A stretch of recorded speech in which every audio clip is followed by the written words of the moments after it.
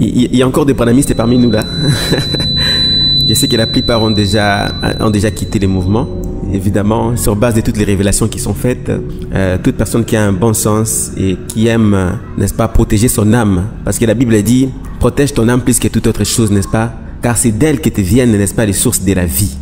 Alors du coup, lorsqu'on découvre certaines choses, on était probablement dans l'ignorance et on a gobé tout ce qu'on a gobé. Maintenant qu'on découvre, n'est-ce pas, la lumière et que les révélations sont faites, il a plu à Dieu que toutes ces révélations soient faites, n'est-ce pas, ces derniers temps. Et je sais, quand je dis qu'il y a encore des branhamistes, c'est un peu pour blaguer parce que je sais que tous vous avez déjà quitté ces mouvements-là.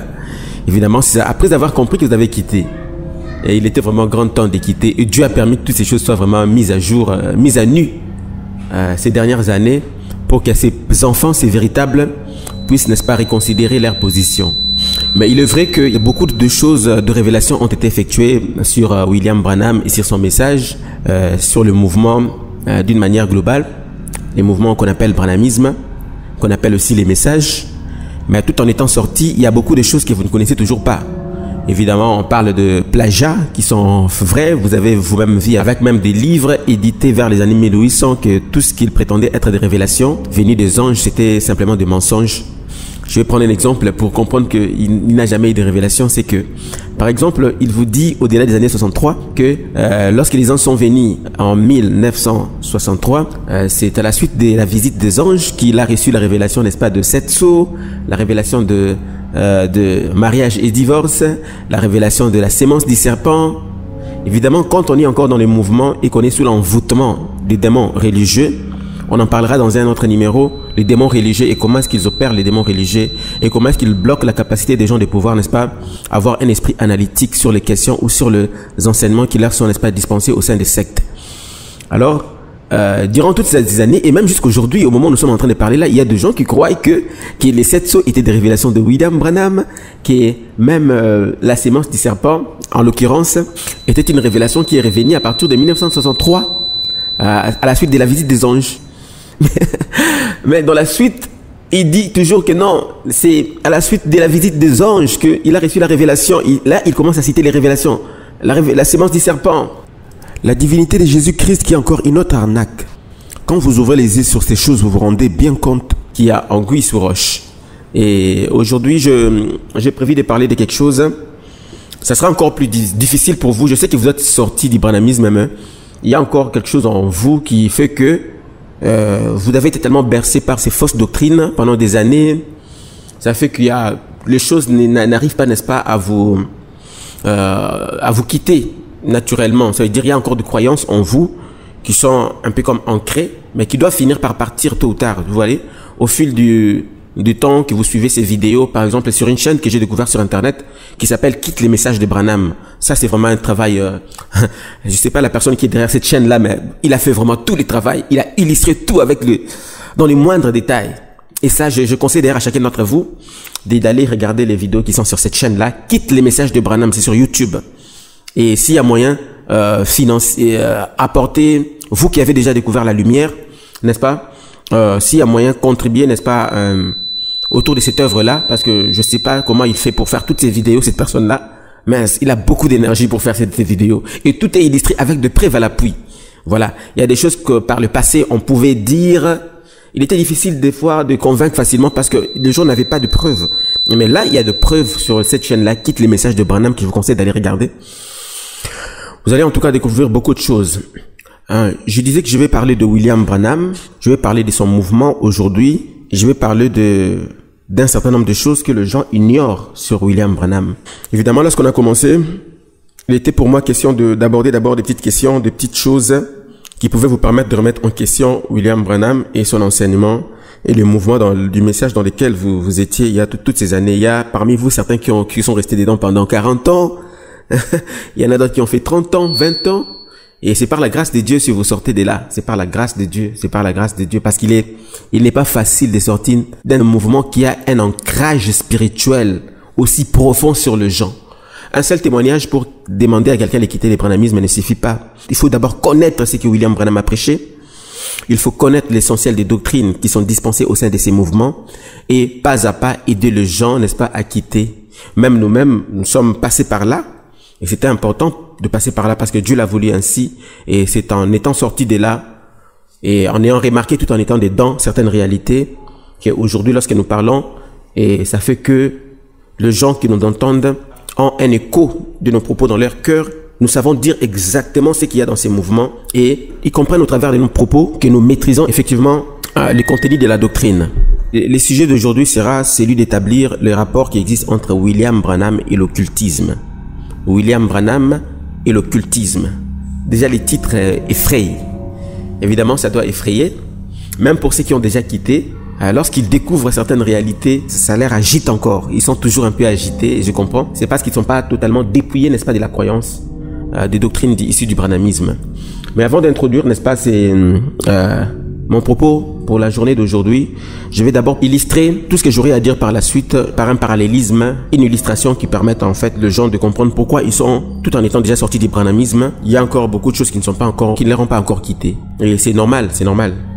Le rapport qui existe entre les fidèles et la religion est le même, n'est-ce pas, qui interagit, qui se trouve entre l'enfant et sa mère.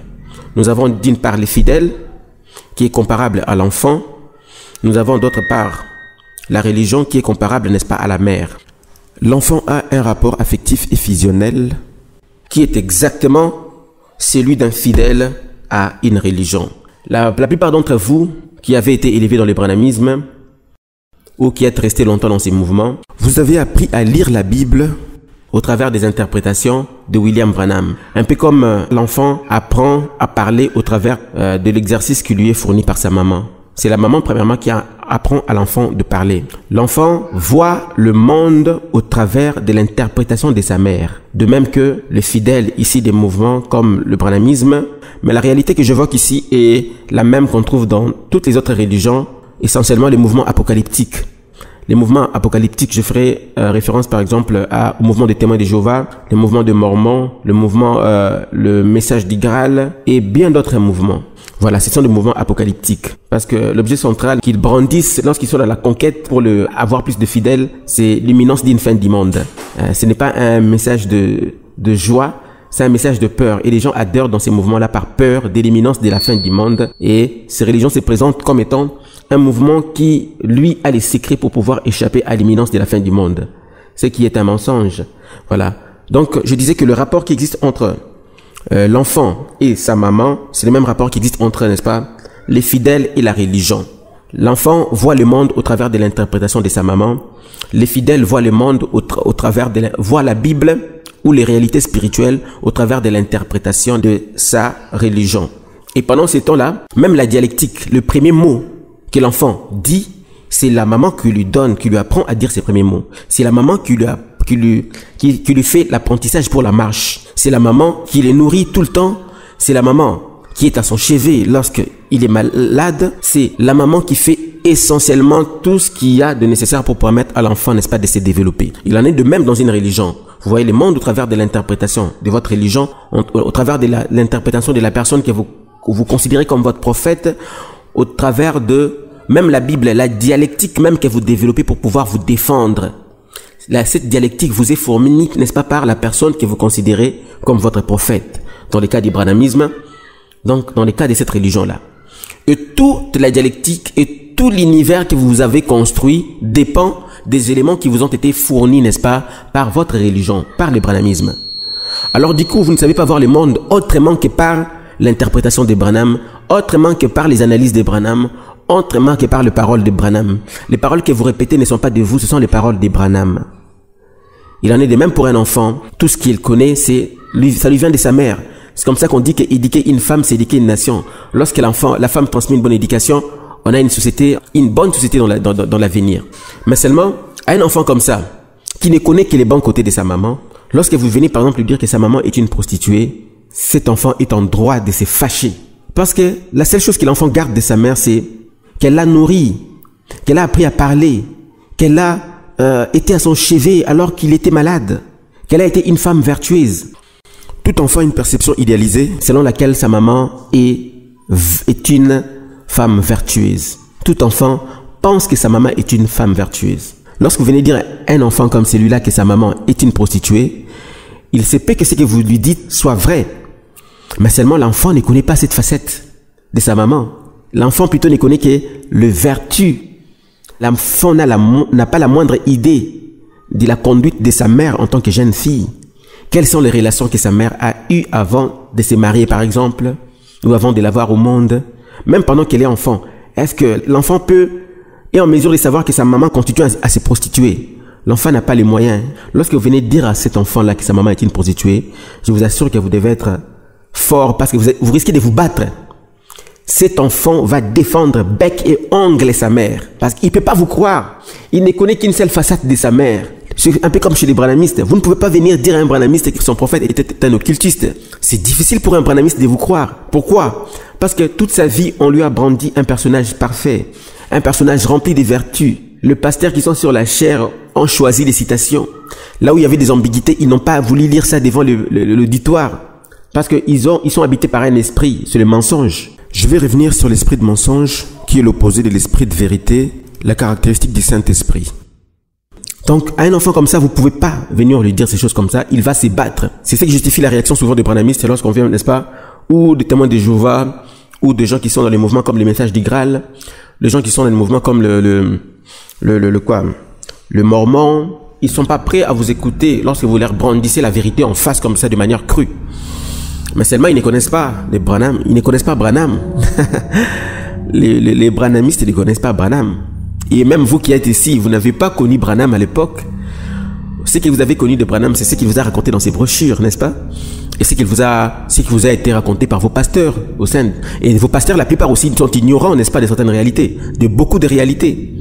Ils sont eux-mêmes victimes aussi, n'est-ce pas, de ces mouvements. Ils ont fait avancer un agenda que beaucoup finissent par découvrir à un certain moment, n'est-ce pas, au cours de leur ministère. Et ils regrettent d'avoir été parmi les acteurs qui ont fait avancer cet agenda. Et voilà, ils ne connaissent pas Branham. Maintenant, je vais directement, pour ne pas vous prendre beaucoup de temps, déjà nous avons déjà fait une affaire de 16 minutes. Je n'ai pas encore commencé à parler.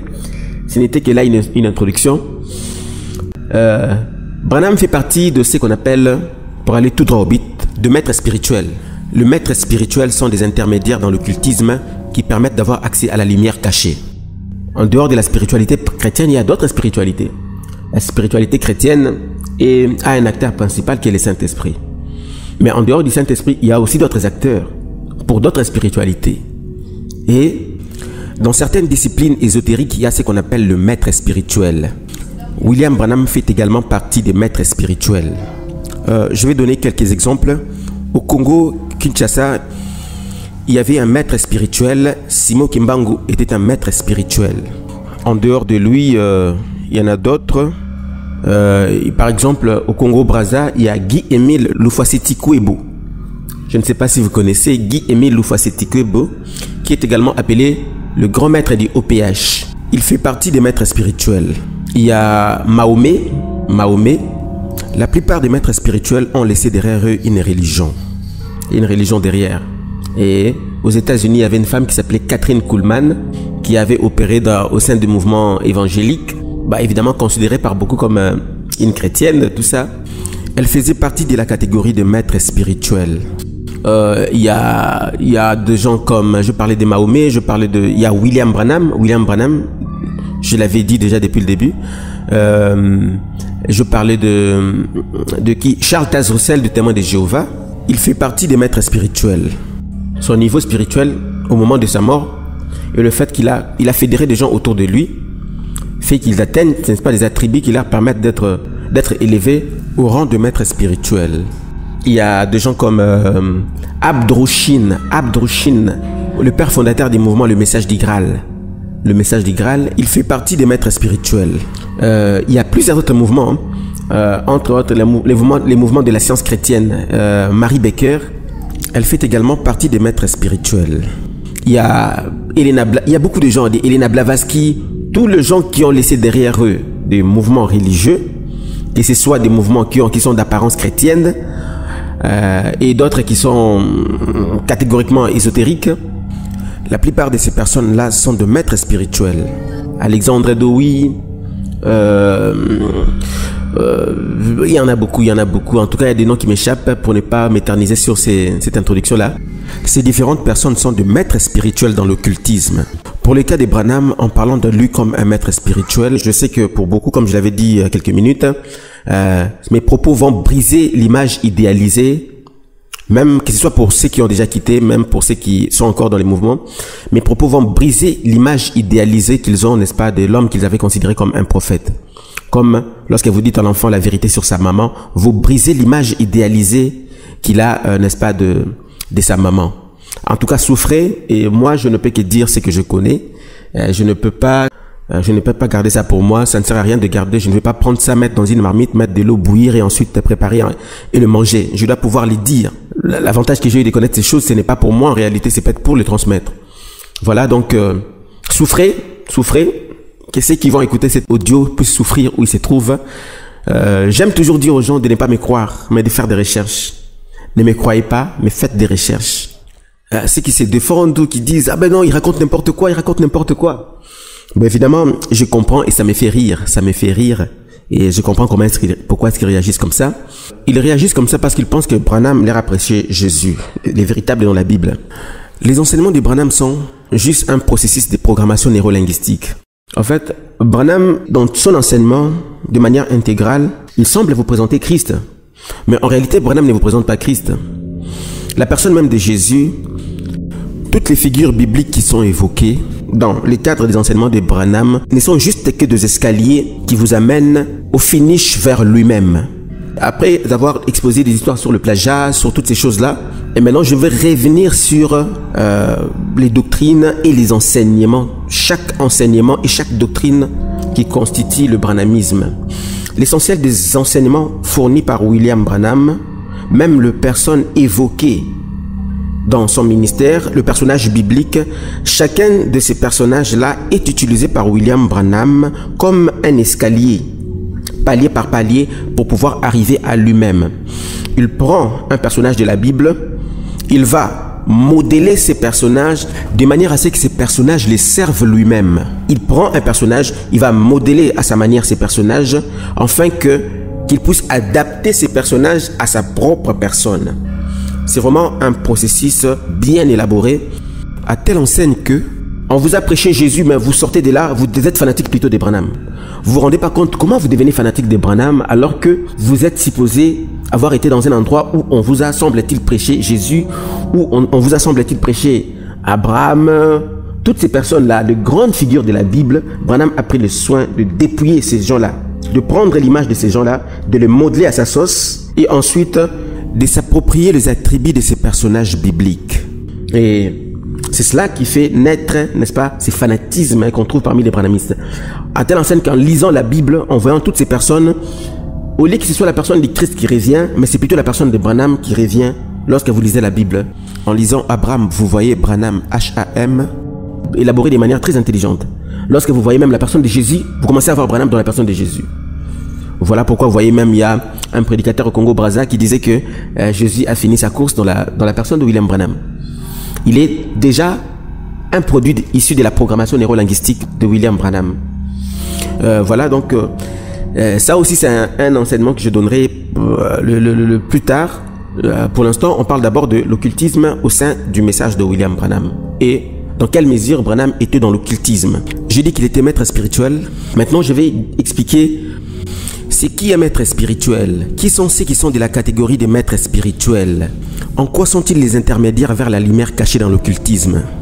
Au sein du branhamisme, vous l'avez connu comme un serviteur de Dieu, vous l'avez connu comme un prophète. Évidemment, dans son mouvement, on lui donne tous les titres possibles. Maintenant, ça vous fait rire. Vous vous êtes finalement rendu compte qu'il n'y avait rien de prophétique en lui. Il n'y avait aucune révélation. Évidemment, au sein de son mouvement, quand vous étiez encore, même moi-même, évidemment, lorsqu'on est dedans, comme je disais, soumis à un processus de programmation neurolinguistique, vous vous rendez compte que vous croyez tout de même à certaines choses.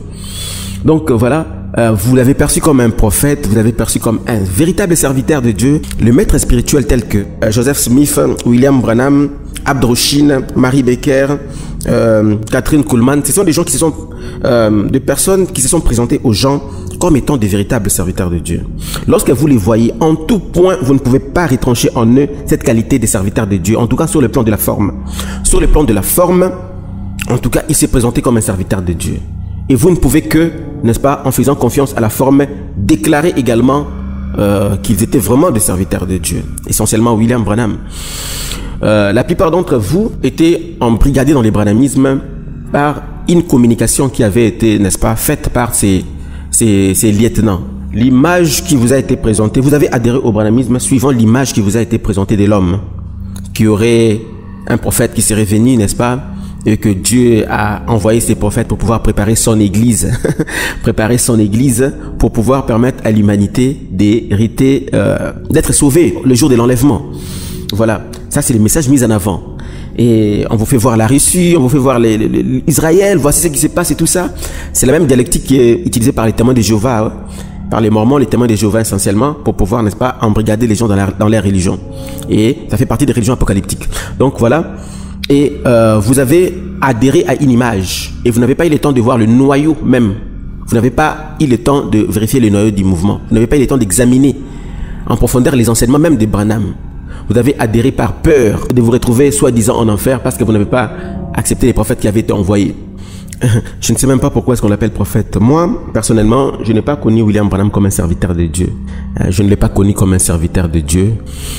Je savais évidemment qu'il y avait des églises où on prêchait, on dispensait ses enseignements. Je savais qu'il y avait des églises qui se réunissaient autour de son nom. Mais moi, je ne l'avais pas connu comme ça.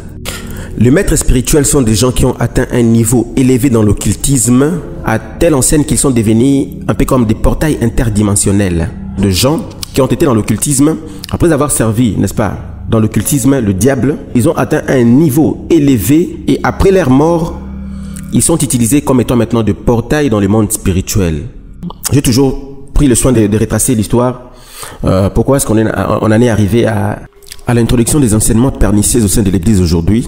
C'est lié à un mécanisme qui avait été mis en place depuis les années 1700 et qui a commencé à voir le jour au début des années 1800 et jusqu'à aujourd'hui, les processus est encore en cours dans beaucoup de religions.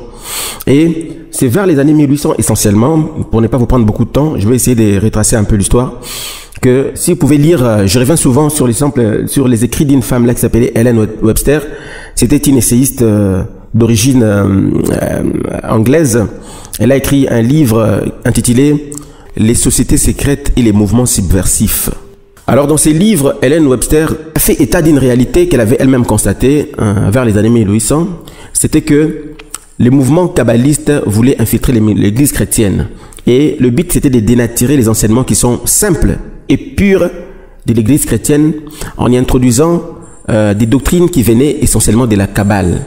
Lorsque le christianisme se trouve gangréné par des enseignements qui sont issus du monde des ténèbres ou d'autres mouvements qui n'ont rien à voir avec la foi pure et simple de chrétiens, cela affaiblit la foi dans le cœur de gens. Et le but était, n'est-ce pas, de susciter des gens, de grandes figures, en tout cas des figures importantes pour pouvoir introduire au sein du christianisme des enseignements essentiellement issus de la Kabbale et d'autres mouvements qui n'ont rien à voir avec la doctrine chrétienne. Et c'est comme ça que nous avons eu des gens comme Joseph Smith, et vous allez remarquer que au travers de son mouvement, lorsqu'il a été appelé, d'abord il a été appelé au ministère par un ange. Il semblerait, selon ses écrits, que le Seigneur, Dieu le Père et Dieu le Fils lui avaient apparu. Mais ensuite, il y avait un ange qui s'appelait Moroni. Cet ange-là, c'est lui qui a envoyé Joseph Smith, alors qu'il n'était qu'un jeune homme, l'a envoyé dans la forêt pour aller déterrer des ouvrages qui étaient écrits en langue, une langue que personne ne pouvait lire. Et que lui avait reçu de la part de cet ange-là la capacité de déchiffrer les écrits contenus dans ces ouvrages-là. Et il a pris des années pour pouvoir, n'est-ce pas, interpréter tout ce qui était écrit dans ces livres. Et les écrits qui sont tirés de ces ouvrages qu'il a déterrés dans la forêt, il en a fait, n'est-ce pas, des livres, des interprétations carrément de la Bible. D'ailleurs, ils appellent ces livres-là la Bible des Mormons, les livres des Mormons ou le Troisième Testament. On sous-entend la notion du Troisième Exode, c'est-à-dire un livre additionnel au-delà de l'Ancien et du Nouveau Testament. C'est des mouvements généralement qui ne se contentent pas de l'Ancien, de la parole véritable de Dieu, ça veut dire l'Ancien et le Nouveau Testament. C'est des mouvements où ils vont toujours trouver à côté des écrits, des interprétations qu'ils vont écrire, et ensuite ils vont, n'est-ce pas, asseoir la foi de leurs fidèles sur ces enseignements-là qui ne sont pas la Bible mais qui sont des interprétations. Ça, c'est quelque chose qu'il faut noter. Ça veut dire, lorsqu'il vient, il interprète. Il y a 3 livres, je crois, dans le mormonisme. Il y en a qui s'appelle le livre des Mormons ou alors la Bible des Mormons. Il y a un deuxième livre qui s'appelle Doctrine et Alliance. Il y a aussi un troisième livre dont les noms m'échappent pour l'instant. Mais il y a 3 livres. Et la foi de tous ceux qui sont ici, du mouvement de Mormons, l'Église de Jésus-Christ des Saints du dernier jour, leur foi est établie sur ces interprétations. Vous voyez, ils ont un autre fondement qu'est la Bible. C'est ça l'objectif voulu. Et lorsque vous allez chez les témoins de Jéhovah, vous trouverez également la même procédure. C'est que Charles Taze Russell, qui est le père fondateur du mouvement des témoins de Jéhovah, recevait ces révélations d'un ange. Lorsque vous lisez les écrits, les écrits de Charles Taze Russell ou de l'organisation de la Tour de Garde ou le Collège central, on vous dit que les révélations qui étaient données par Charles Taze Russell venaient des anges et qu'ils étaient inspirés par des anges. Et Charles Taze Russell, comme Joseph Smith, lui aussi au-delà de la Bible, il a commencé à éditer un ouvrage, n'est-ce pas, une brochure qui était, je crois, un mensuel, qui s'appelait La Tour des Gardes. Et La Tour des Gardes sont les écrits sur lesquels sont essentiellement établis la foi des témoins de Jéhovah. Une fois de plus, nous avons l'Ancien et le Nouveau Testament, mais il y a un autre document produit par l'organisation, et c'est sur ces documents qu'ils établissent leur foi. Le but, c'est de vous éloigner de la vérité des Écritures, parce qu'il n'y a pas de vérité en dehors de la Bible. Il n'y a pas de vérité en dehors de la parole de Dieu. Lorsque vous allez sur les gens ici du mouvement du message du Graal, là-bas les pères fondateurs du mouvement s'appelaient Abdrouchin. Abdrouchin avait aussi, n'est-ce pas, édité 3 livres. Il y en avait, je crois, 3 livres qu'on appelle les livres verts. Les livres verts qui sont les interprétations également de la Bible. Donc les gens ici du mouvement du message du Graal n'assoient pas leur foi, n'est-ce pas, sur les Écritures de la Bible, mais ils assoient leur foi, n'est-ce pas, sur les 3 livres qui ont été édités par Abdrouchin. Ça s'appelle les livres verts.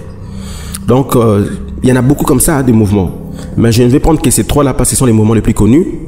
C'est que dans tous ces mouvements-là, vous verrez que leur foi n'est pas assise sur les Écritures, mais leur foi est assise sur les interprétations faites par des hommes. Et ces hommes-là ont procédé de cette manière-là, suivant un dessein. C'est pas par hasard qu'ils ont établi les choses de cette manière-là. Donc, en faisant cela, ils vous éloignent donc les Écritures. Et ils sont d'apparence, sur le plan de la forme, comme étant des véritables serviteurs de Dieu. La Bible dit que ils viendront à vous en des vêtements d'agneau, mais en réalité, ils ne sont que des loups ravisseurs. Lorsqu'elle dit qu'ils viendront à vous en des vêtements d'agneau, l'application faite, n'est-ce pas, dans ces contextes, c'est que ils viendront vers vous avec la Bible. Ils tiendront la même Bible que vous avez dans votre maison. Lorsqu'ils se mettront à lire cette Bible, les versets et le chapitre qu'ils liront, c'est exactement ce qui est mentionné dans votre Bible. Mais seulement, lorsqu'ils en arriveront, n'est-ce pas, à faire l'interprétation, là, ils ne diront pas exactement ce que l'Esprit dit. C'est là que se cache maintenant, n'est-ce pas, les loups ravisseurs. Ils viendront à vous en des vêtements d'agneau, mais en réalité, ce ne sont que des loups ravisseurs. Donc avec la Bible, avec le même texte que vous avez dans votre Bible, mais c'est seulement au niveau de l'interprétation qu'ils vont commencer à introduire de nouvelles choses, celles qui ne sont pas fournies par le Saint-Esprit. Et c'est au niveau de l'interprétation qu'il y a les loups ravisseurs. Tous les livres qu'ils produisent après, ce sont des interprétations. Des interprétations dans lesquelles ils ont ajouté des connaissances qui viennent de la Kabbale. Dans ces interprétations, ils ont introduit un certain nombre d'enseignements qui viennent des mouvements ésotériques, du gnotisme, de la franc-maçonnerie, du mouvement identité chrétienne et d'autres enseignements qui viennent, n'est-ce pas, du British Israélisme, essentiellement de la Kabbale aussi. Et vous trouvez également la même configuration dans le branhamisme. Donc, chez les branhamistes, ils ont également d'autres productions, d'autres livres, les brochures essentiellement, qui sont utilisés pour abréver les adeptes au sein de ces mouvements. Ces interprétations-là ne sont pas la vérité. Ce ne sont pas la vérité. La formule est la même. Il y a l'Ancien et le Nouveau Testament, mais quelqu'un vient et dit que lui, il a trouvé une meilleure interprétation des Écritures. Et en disant qu'il a trouvé la meilleure interprétation des Écritures, l'objectif poursuivi, c'est que vous devez avoir une attention permanente sur ce que lui a, n'est-ce pas, donné, au détriment de ce que la Bible a dit réellement. Vous voyez? Donc voilà, il va établir votre foi sur ses propres paroles, sur ses propres analyses, sur ses propres interprétations particulières. Et c'est là que s'appliquent ces passages de la Bible qui dit qu'il s'élèvera de faux Christ et des faux prophètes. Pour revenir un peu dans la Bible, vous verrez que lorsque Moïse descend du mont Sinaï, Dieu lui donne sa parole sous forme de tablettes. Et Moïse est établi pendant cette période-là dans les déserts comme étant les testataires pour l'ancienne alliance. Les testataires, Dieu lui donne quoi? La parole. Moïse est à la fois, n'est-ce pas, pour le peuple d'Israël, le roi, il est à la fois le prophète, il est à la fois aussi le sacrificateur. Et Dieu promet à Israël qu'il suscitera du milieu de son peuple un prophète comme Moïse, et le peuple devrait l'écouter. Et cette promesse-là fait allusion à la personne de Jésus qui viendra plus tard. Parce que Jésus devra aussi remplir à la fois le ministère il sera le Messie, donc il devra être à la fois prophète, il devra être sacrificateur, il devra aussi être le roi. Il est appelé fils de David, par rapport à la royauté de David. Il est appelé sacrificateur selon l'ordre de Melchisédek, car il est un sacrificateur éternel. Il est aussi appelé le prophète. Voilà pourquoi Jean-Baptiste, lorsqu'il débute son ministère, on envoie, n'est-ce pas, du sacrificateur vers lui pour lui poser la question de savoir qui il était. On lui pose la question de savoir, es-tu le prophète? Les prophètes dont il est question là, c'est Jésus. C'est les prophètes qui avaient été promis dans Deutéronome. L'Éternel, votre Dieu, suscitera du milieu de vous un prophète comme moi, Moïse, et vous l'écouterez. Avec Moïse, si vous ne l'avez pas cru et que vous vous retrouvez dans les séjours des morts, vous pouvez encore avoir la chance d'être sauvé lorsque Jésus était venu et qu'il est descendu dans les séjours des morts. Si vous le croyez dans les séjours des morts, parce que la Bible a dit qu'il est allé prêcher aux âmes qui étaient en enfer, qui étaient dans les séjours des morts. Et lorsqu'il est descendu, il est allé prêcher. Ceux qui n'ont pas cru à Moïse, ceux qui n'ont pas cru à tous les prophètes, c'était grave, mais ce n'était pas aussi... Jésus est descendu une fois de plus pour eux, pour ceux qui avaient cru et pour ceux qui n'avaient pas cru, Jésus est descendu pour eux. Parce qu'il fallait croire au Fils de Dieu. Croire à un prophète, c'est bien, mais croire au Fils de Dieu, c'est la meilleure des choses qui puissent être pour un chrétien. L'homme sur la croix n'avait peut-être pas crié à un prophète, mais avait crié directement au Fils de Dieu. Alors, lorsque Jésus est descendu dans le séjour de mort, le fait de le croire, lui, c'est ce qui donne la vie éternelle. Voilà pourquoi, après qu'il soit sorti du séjour de mort, la Bible dit qu'il y a une résurrection des morts en Israël. Jésus dit à Marthe, je suis la résurrection et la vie. Celui qui croit en moi vivra quand même il serait mort. Vous pouvez voir là que toutes les figures de l'Ancien Testament étaient retenues dans les séjours de mort et attendaient l'avènement de Jésus. C'est le jour où Jésus descendit dans les séjours de mort qu'ils avaient eu la chance de quitter les séjours de mort et de connaître la résurrection. Donc il n'y avait pas une autre personne en dehors de Jésus qui pouvait descendre dans les séjours de mort et aller sortir ceux qui étaient en captivité. C'est comme ça qu'il est dit de lui qu'il a la clé de la mort et du séjour de mort. Il n'y a pas un autre. Le fait de placer votre foi sur une personne née dans les péchés ne vous sauve pas. Cela ne vous sauve pas du tout. La seule personne qui sauve, c'est Jésus. Il est lui-même la résurrection et la vie. Les prophètes qui étaient retenus dans les séjours des morts dont je parle, c'était les prophètes dont les paroles ont été consignées comme étant la parole de Dieu dans la Bible. Les paroles de ces prophètes-là, c'est ce qui constitue la Bible que nous lisons aujourd'hui. Quoique leur gabarit étant grand, cela ne leur a pas permis d'échapper au séjour des morts. Il fallait que Jésus descende dans les séjours des morts pour que ces prophètes-là, n'est-ce pas, connaissent la résurrection. Quels que soient les faits que leurs paroles ont été consignées comme étant la parole de Dieu, cela ne leur a pas suffi. Il fallait que Jésus descende dans les séjours des morts. Ce n'est que lorsque Jésus descend à sa sortie que tous ces prophètes-là connaissent la résurrection. Et maintenant, de quel homme voulez-vous me parler encore? Ceux qui n'ont pas marché selon la voie de Moïse, selon la voie d'Ésaïe, selon la voie de tous les prophètes, pouvaient se racheter par Jésus-Christ. Ceux qui avaient cru, particulièrement, ont été sauvés. Et Jésus était le Messie. Par lui, Dieu accomplit, n'est-ce pas, ce qu'il avait fait dans l'ombre au travers de la personne de Moïse. Jésus était le Messie, il était le roi, il était le prophète. Et il était le sacrificateur. Parce que Moïse, en sortant avec les enfants d'Israël, il était roi pour ces gens-là. Il devait les nourrir. Lorsqu'il n'y avait pas de la nourriture, on venait vers le roi. Moïse jouait le rôle du roi. Un peu comme en Égypte, à l'époque de Joseph, avant qu'Israël ne vienne en captivité en Égypte, lorsqu'il y a la famine qui devait s'abattre sur la nation, partout sur toute la terre, Dieu avait montré un songe au roi, parce que c'est le roi qui a la charge de pouvoir nourrir le peuple. Dieu avait donné un songe au roi par rapport à cette vache maigre et cette vache grasse, et toutes ces choses-là que nous connaissons déjà. Ce n'est pas pour rien que ces songes-là est venu au roi, parce que le roi a la responsabilité de nourrir. Dans les déserts, lorsqu'il n'y avait pas de nourriture, les gens venaient vers Moïse pour lui demander. Il assumait la fonction du roi pour ces peuples-là.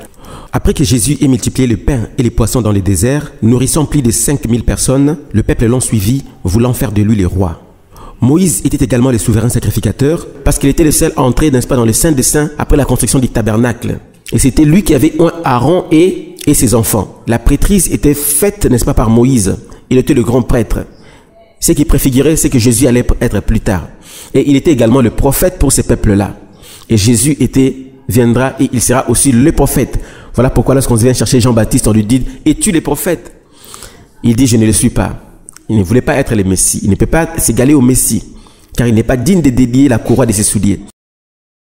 Donc, maintenant, je reviens sur le fait que Moïse descend sur la montagne de Sinaï avec les tablettes de la loi. Et Dieu l'établit comme étant le testateur. Il a les visages illuminés et son frère Aaron et tous les autres l'attendent, n'est-ce pas, au bas de la montagne. C'est en ce jour-là que Moïse a été établi comme étant le testateur pour l'ancienne alliance, l'alliance d'Israël. Après qu'il ait été établi comme étant le testateur, quels que soient les défilés des prophètes qui se sont succédés en Israël, la loi de Moïse était restée rigide.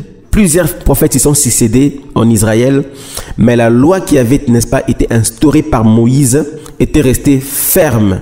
La loi était restée rigide et tout le monde devait se soumettre à la loi. C'était une représentation symbolique de ce qui devait être la parole de Dieu par la suite. C'est-à-dire la parole de Dieu est éternelle.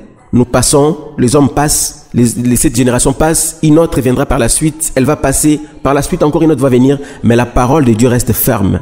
Nul ne peut, n'est-ce pas, remplacer cette parole, nul ne peut ôter cette parole et nul ne peut s'appuyer sur autre chose que la parole de Dieu. Toute la période de la dispensation de la loi qui avait été donnée à Moïse était prêchée dans toutes les synagogues jusqu'à l'avènement de Jésus. C'est alors que Jésus, en venant, il brise cette alliance-là pour introduire une nouvelle alliance. Comme Moïse, Jésus sera établi lui aussi comme testataire pour la nouvelle alliance. Selon la promesse qui avait été donnée aux enfants d'Israël, un prophète qui sera comme Moïse. Voilà pourquoi Jésus monte lui aussi sur la montagne de la transfiguration. Une voix sortant du ciel, n'est-ce pas, dit, celui-ci est mon fils bien-aimé, écoutez-les. Écoutez-les, de la même façon qu'il avait déjà dit dans Deutéronome, vous l'écouterez. Et Jésus descend, et avant qu'il ne descende Jésus de la montagne, il y avait Moïse qui représentait la loi et Élie qui représentait tous les prophètes qui se sont succédés en Israël. Parce qu'il est écrit que la loi et les prophètes ont parlé jusqu'à Jean-Baptiste. Lorsque la loi et les prophètes parlent jusqu'à Jean-Baptiste, maintenant, tout ce qui était dans la loi et les prophètes se sont déversés en une personne qui s'appelle Jésus. Vous voyez? Voilà pourquoi sur la montagne de la transfiguration, il y avait Moïse et Élie. Après qu'ils aient disparu, la Bible a dit que Jésus resta seul. Il ne restait plus que Jésus seul. C'est-à-dire que Moïse est venu rendre au plus grand maître ce qui lui appartenait, ce qu'il avait exprimé en préfiguration. Élie est venu rendre au grand maître le ministère de la prophétie, n'est-ce pas, dont il était le représentant pour tous les prophètes en Israël. Il vient donner cela et ils disparaissent. Ils disparaissent parce que maintenant, l'attention du peuple doit être focalisée sur une seule personne, Jésus et Jésus seul. Et Jésus, comme je disais auparavant, que durant toute la période de l'alliance que Dieu avait établie avec Israël par Moïse, la parole, il y avait un mécanisme qui avait été mis en place pour pouvoir rappeler la parole du testateur. Moïse est établi comme testateur et un mécanisme est mis en place pour pouvoir rappeler sa parole. Voilà pourquoi à chaque fois on disait Moïse a dit, Moïse a dit, Moïse a dit. Parce que ces mécanismes-là ne peuvent rappeler autre chose que la parole du testament, la parole du testateur. Alors lorsque Jésus vient et qu'il est établi testateur, on ne peut pas avoir des testateurs à la fois, et que Jésus est établi comme testateur, il faut qu'il soit mis en place également un mécanisme qui rappelle la parole du testateur. C'est en ce sens que viendra le Saint-Esprit maintenant. La Bible dit le Saint-Esprit, le consolateur, lorsqu'il viendra, il prendra ce qui est de moi, le testateur Jésus, et il vous l'annoncera. Il vous dira ce qu'il aura entendu de moi. Il vous fera marcher dans toute la vérité. Le Saint-Esprit ne peut pas rappeler autre chose que la parole de Dieu. Le Saint-Esprit ne peut pas élever autre personne que la personne de Jésus. La Bible dit que il descendra sur vous une puissance. Le Saint-Esprit survenant sur vous, vous serez mes témoins. Vous serez mes témoins. Lorsque le Saint-Esprit descend sur quelqu'un, la conséquence logique, c'est que cette personne devient le témoin de Jésus-Christ. Il ne devient pas le témoin d'une personne, d'un mortel. Comment le Saint-Esprit qui a reçu le mandat de ne même pas parler de lui-même va commencer à parler d'un homme qui est mort, alors que lui-même est toujours vivant? Jésus, quand même qu'il était né dans un corps qui n'avait pas de péché, la Bible dit que Christ, venant sur la terre, dit: tu n'as voulu ni sacrifice ni offrande, mais tu m'as formé un corps. On lui a formé un corps spécial afin qu'il vienne habiter sur la terre. Lorsqu'il est né, il était dans un corps qui n'avait pas de péché. Voilà pourquoi il était le seul à avoir la capacité d'apporter la rédemption pour l'humanité. Il n'y a que celui qui est libre qui peut apporter la liberté aux autres. Celui qui est également emprisonné ne peut pas aider aux autres, n'est-ce pas, de sortir de liens de la sorcellerie. Il faut que ce soit quelqu'un qui est déjà affranchi, qui puisse apporter la liberté aux autres. Et vous ne pouvez le faire que de l'extérieur. Et Jésus est né sans péché, du fait qu'il n'a pas hérité du péché d'Adam et Ève. On lui a créé un nouveau corps. Christ venant sur la terre dit que tu n'as voulu ni sacrifice ni offrande, mais tu m'as créé un corps. Il a eu un corps nouveau. Alors, c'est comme ça qu'on l'appelle le deuxième Adam. S'il existe deux personnes qui ont été créées sur la terre, n'est-ce pas, qui ne sont pas nées par la fécondation, c'est Adam et Jésus. C'est seulement par rapport à la fécondation qu'on peut dire que Jésus était le deuxième Adam. Mais lorsqu'on note, n'est-ce pas, l'option de la fécondation, on réalise que Jésus est une personnalité spéciale. C'est une créature, un être spécial. Parce que Jésus, lui, il n'a pas été formé de la poussière de la terre comme Adam. Jésus, lui, c'était pratiquement un miracle qui a été placé dans le corps de Marie. Voilà pourquoi Adam, étant formé de la poussière de la terre, lorsqu'il est mort, comme tout homme, il rentre dans la poussière car il a été formé dans la poussière. Mais Jésus, après, n'est-ce pas, sa mission, il n'est pas retourné dans la poussière parce qu'il ne venait pas de la poussière. Il est retourné dans la dimension spirituelle. Donc, par rapport à cela, il n'est pas deuxième Adam. Il est simplement une créature spéciale et unique. La toute première fois qu'un Dieu place quelque chose, n'est-ce pas, créé de manière miraculeuse dans le corps d'une femme, et cette créature grandit, n'est-ce pas, devient un homme, il marche sur la terre. Le jour où il faut l'enterrer, il n'y a pas eu de place parce que son corps ne pouvait pas entrer dans la poussière parce que ses corps ne viennent pas de la poussière. C'est un corps spécial qui venait du ciel, qui a été créé de manière surnaturelle. Il avait un corps qui ne pouvait pas rester sur la terre car il est une créature qui ne venait pas de ce monde. Maintenant, avec quelle personne voulez-vous comparer un tel homme?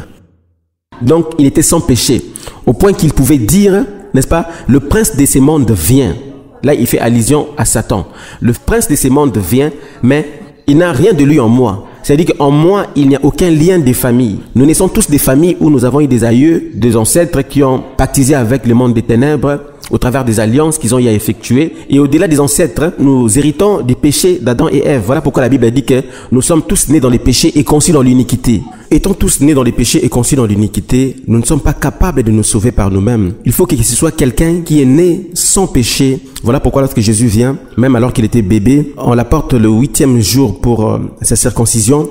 Devant le temple, il y avait Siméon qui a dit, maintenant je vais partir en paix parce que mes yeux ont vu ton salut. Donc c'était un enfant qui était déjà né comme le salut. Il appelle le salut de Dieu. Il est né comme étant avec cette nomenclature, comme étant le salut de Dieu. Donc, mais vous voyez quelqu'un comme Jésus, dont les corps n'étaient pas entachés de quelque manière que ce soit d'un quelconque péché, qui vous dit quand même qu'il est avantagé que je m'en aille, qu'il est avantagé qu'il s'en aille. Comment est-ce qu'il est avantagé qu'il s'en aille pour quelqu'un qui n'a pas de péché? Quelle que soit la perfection de son corps, il s'en est allé. Et c'est en ce moment-là que Jésus commence à faire la promotion, n'est-ce pas, d'une entité, d'une personne qui devait accomplir le reste du travail.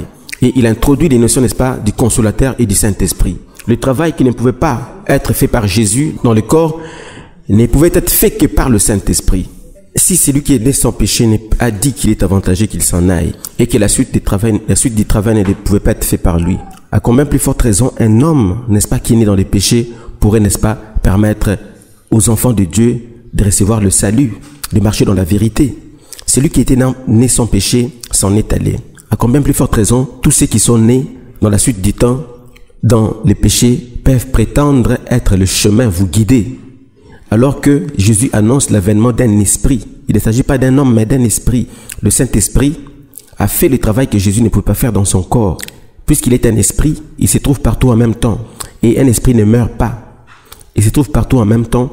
Il est en mesure, n'est-ce pas, d'écouter des millions de prières de manière instantanée et de répondre de manière instantanée, n'est-ce pas, à la préoccupation de ses enfants. Il fallait que ce soit un esprit. Il ne fallait pas que ce soit Jésus dans son corps. À l'époque où l'évangile est apporté en Israël, c'était dans une nation, avec un peuple qui avait une démographie réduite. Mais dès lors que l'évangile a franchi les territoires d'Israël pour aller vers les extrémités de la terre, il fallait qu'entre en scène, n'est-ce pas, une entité qui soit capable de se trouver partout en même temps. Une entité qui ne sera pas limitée par la forme et par le temps, ni par l'espace, ni par le temps. Et le Saint-Esprit est la seule personne que Jésus a envoyée. S'il y a une personne qui a été envoyée de manière solennelle par Jésus, c'est le Saint-Esprit. Il ne s'agit pas de Branham, il ne s'agit pas de Abdrouchine, il ne s'agit pas de Joseph Smith, il ne s'agit pas de Charles Taze Russell, il s'agit du Saint-Esprit. Il est le seul à pouvoir vous faire marcher dans toute la vérité. La Bible dit de lui qu'il est l'esprit des vérités. Et lui, il sera capable de vous faire marcher dans toute la vérité. Ça veut dire qu'en dehors de lui, il n'y a rien qui soit capable de vous faire marcher dans toute la vérité. Pour revenir à ce que je disais avant, vous voyez, n'est-ce pas, Moïse descendre de la montagne de Sinaï avec la parole de Dieu sous forme de tablette. Il est établi comme testateur. Lorsqu'il est établi testateur avec la parole de Dieu, avec l'écriture. Jésus, lorsqu'il vient, il monte sur la montagne de la transfiguration. Lorsqu'il descend de cette montagne-là, la Bible a dit qu'il faut l'écouter lui, parce que c'est lui maintenant qui a la parole. Donc les testateurs viennent toujours avec une parole. Maintenant, toutes ces personnes-là que je viens de citer, Joseph Smith, William Branham, Abdrouchin, Charles Taze Russell, pour se faire passer pour des Christ, ils ne peuvent pas venir seuls. Ils doivent aussi venir avec leur parole. Ils doivent venir en leur propre nom. Et ils doivent venir avec leur propre parole pour s'établir eux-mêmes comme des testateurs. Rappelez-vous que l'Esprit, le Saint-Esprit est un esprit éternel. L'évangile de Jésus est un évangile éternel. Et Jésus lui-même a une sacrificature éternelle parce qu'il est établi suivant l'ordre de Melchisédek. C'est-à-dire qu'il n'y a plus un évangile qui viendra supplanter ou remplacer l'évangile de Jésus. Tout est éternel en lui. La Bible a dit que ceux qui croiraient en lui, le fleuve d'eau vive couleront de leur sein. La Bible a dit qu'il parlait de l'Esprit qui allait venir, car Jésus n'était pas mort. Le Saint-Esprit est symbolisé comme les eaux.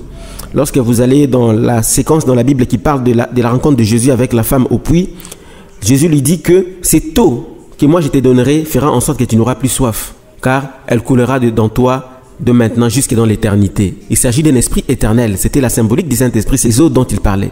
Donc le Saint-Esprit est un esprit éternel. Il a reçu le mandat de répéter les paroles de Jésus dans la Nouvelle Alliance. Donc de répéter l'évangile. Puisqu'il est éternel, il répétera éternellement cet évangile. Cet évangile venant d'un sacrificateur qui est éternel, établi suivant l'ordre de Melchisédek. Tout ministère que vous verrez qui vient avec des enseignements qui ne sont pas ceux des apôtres, soi-disant des révélations, sachez que vous avez là un faux Christ.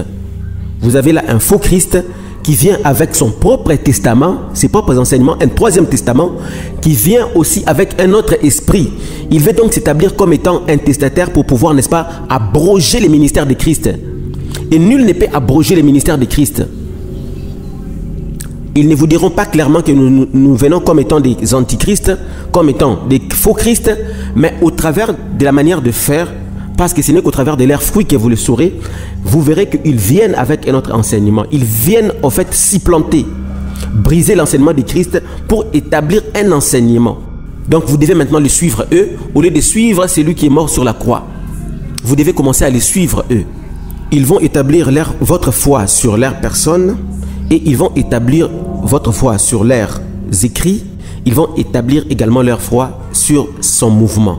Rappelez-vous que, comme d'ailleurs Branham lui disait lui-même, le messager et les messages sont un. Effectivement, lorsque vous croyez à son message, vous croyez en lui, parce qu'ils sont un, vous croyez en lui. Lorsque vous croyez en lui, vous croyez également en son message.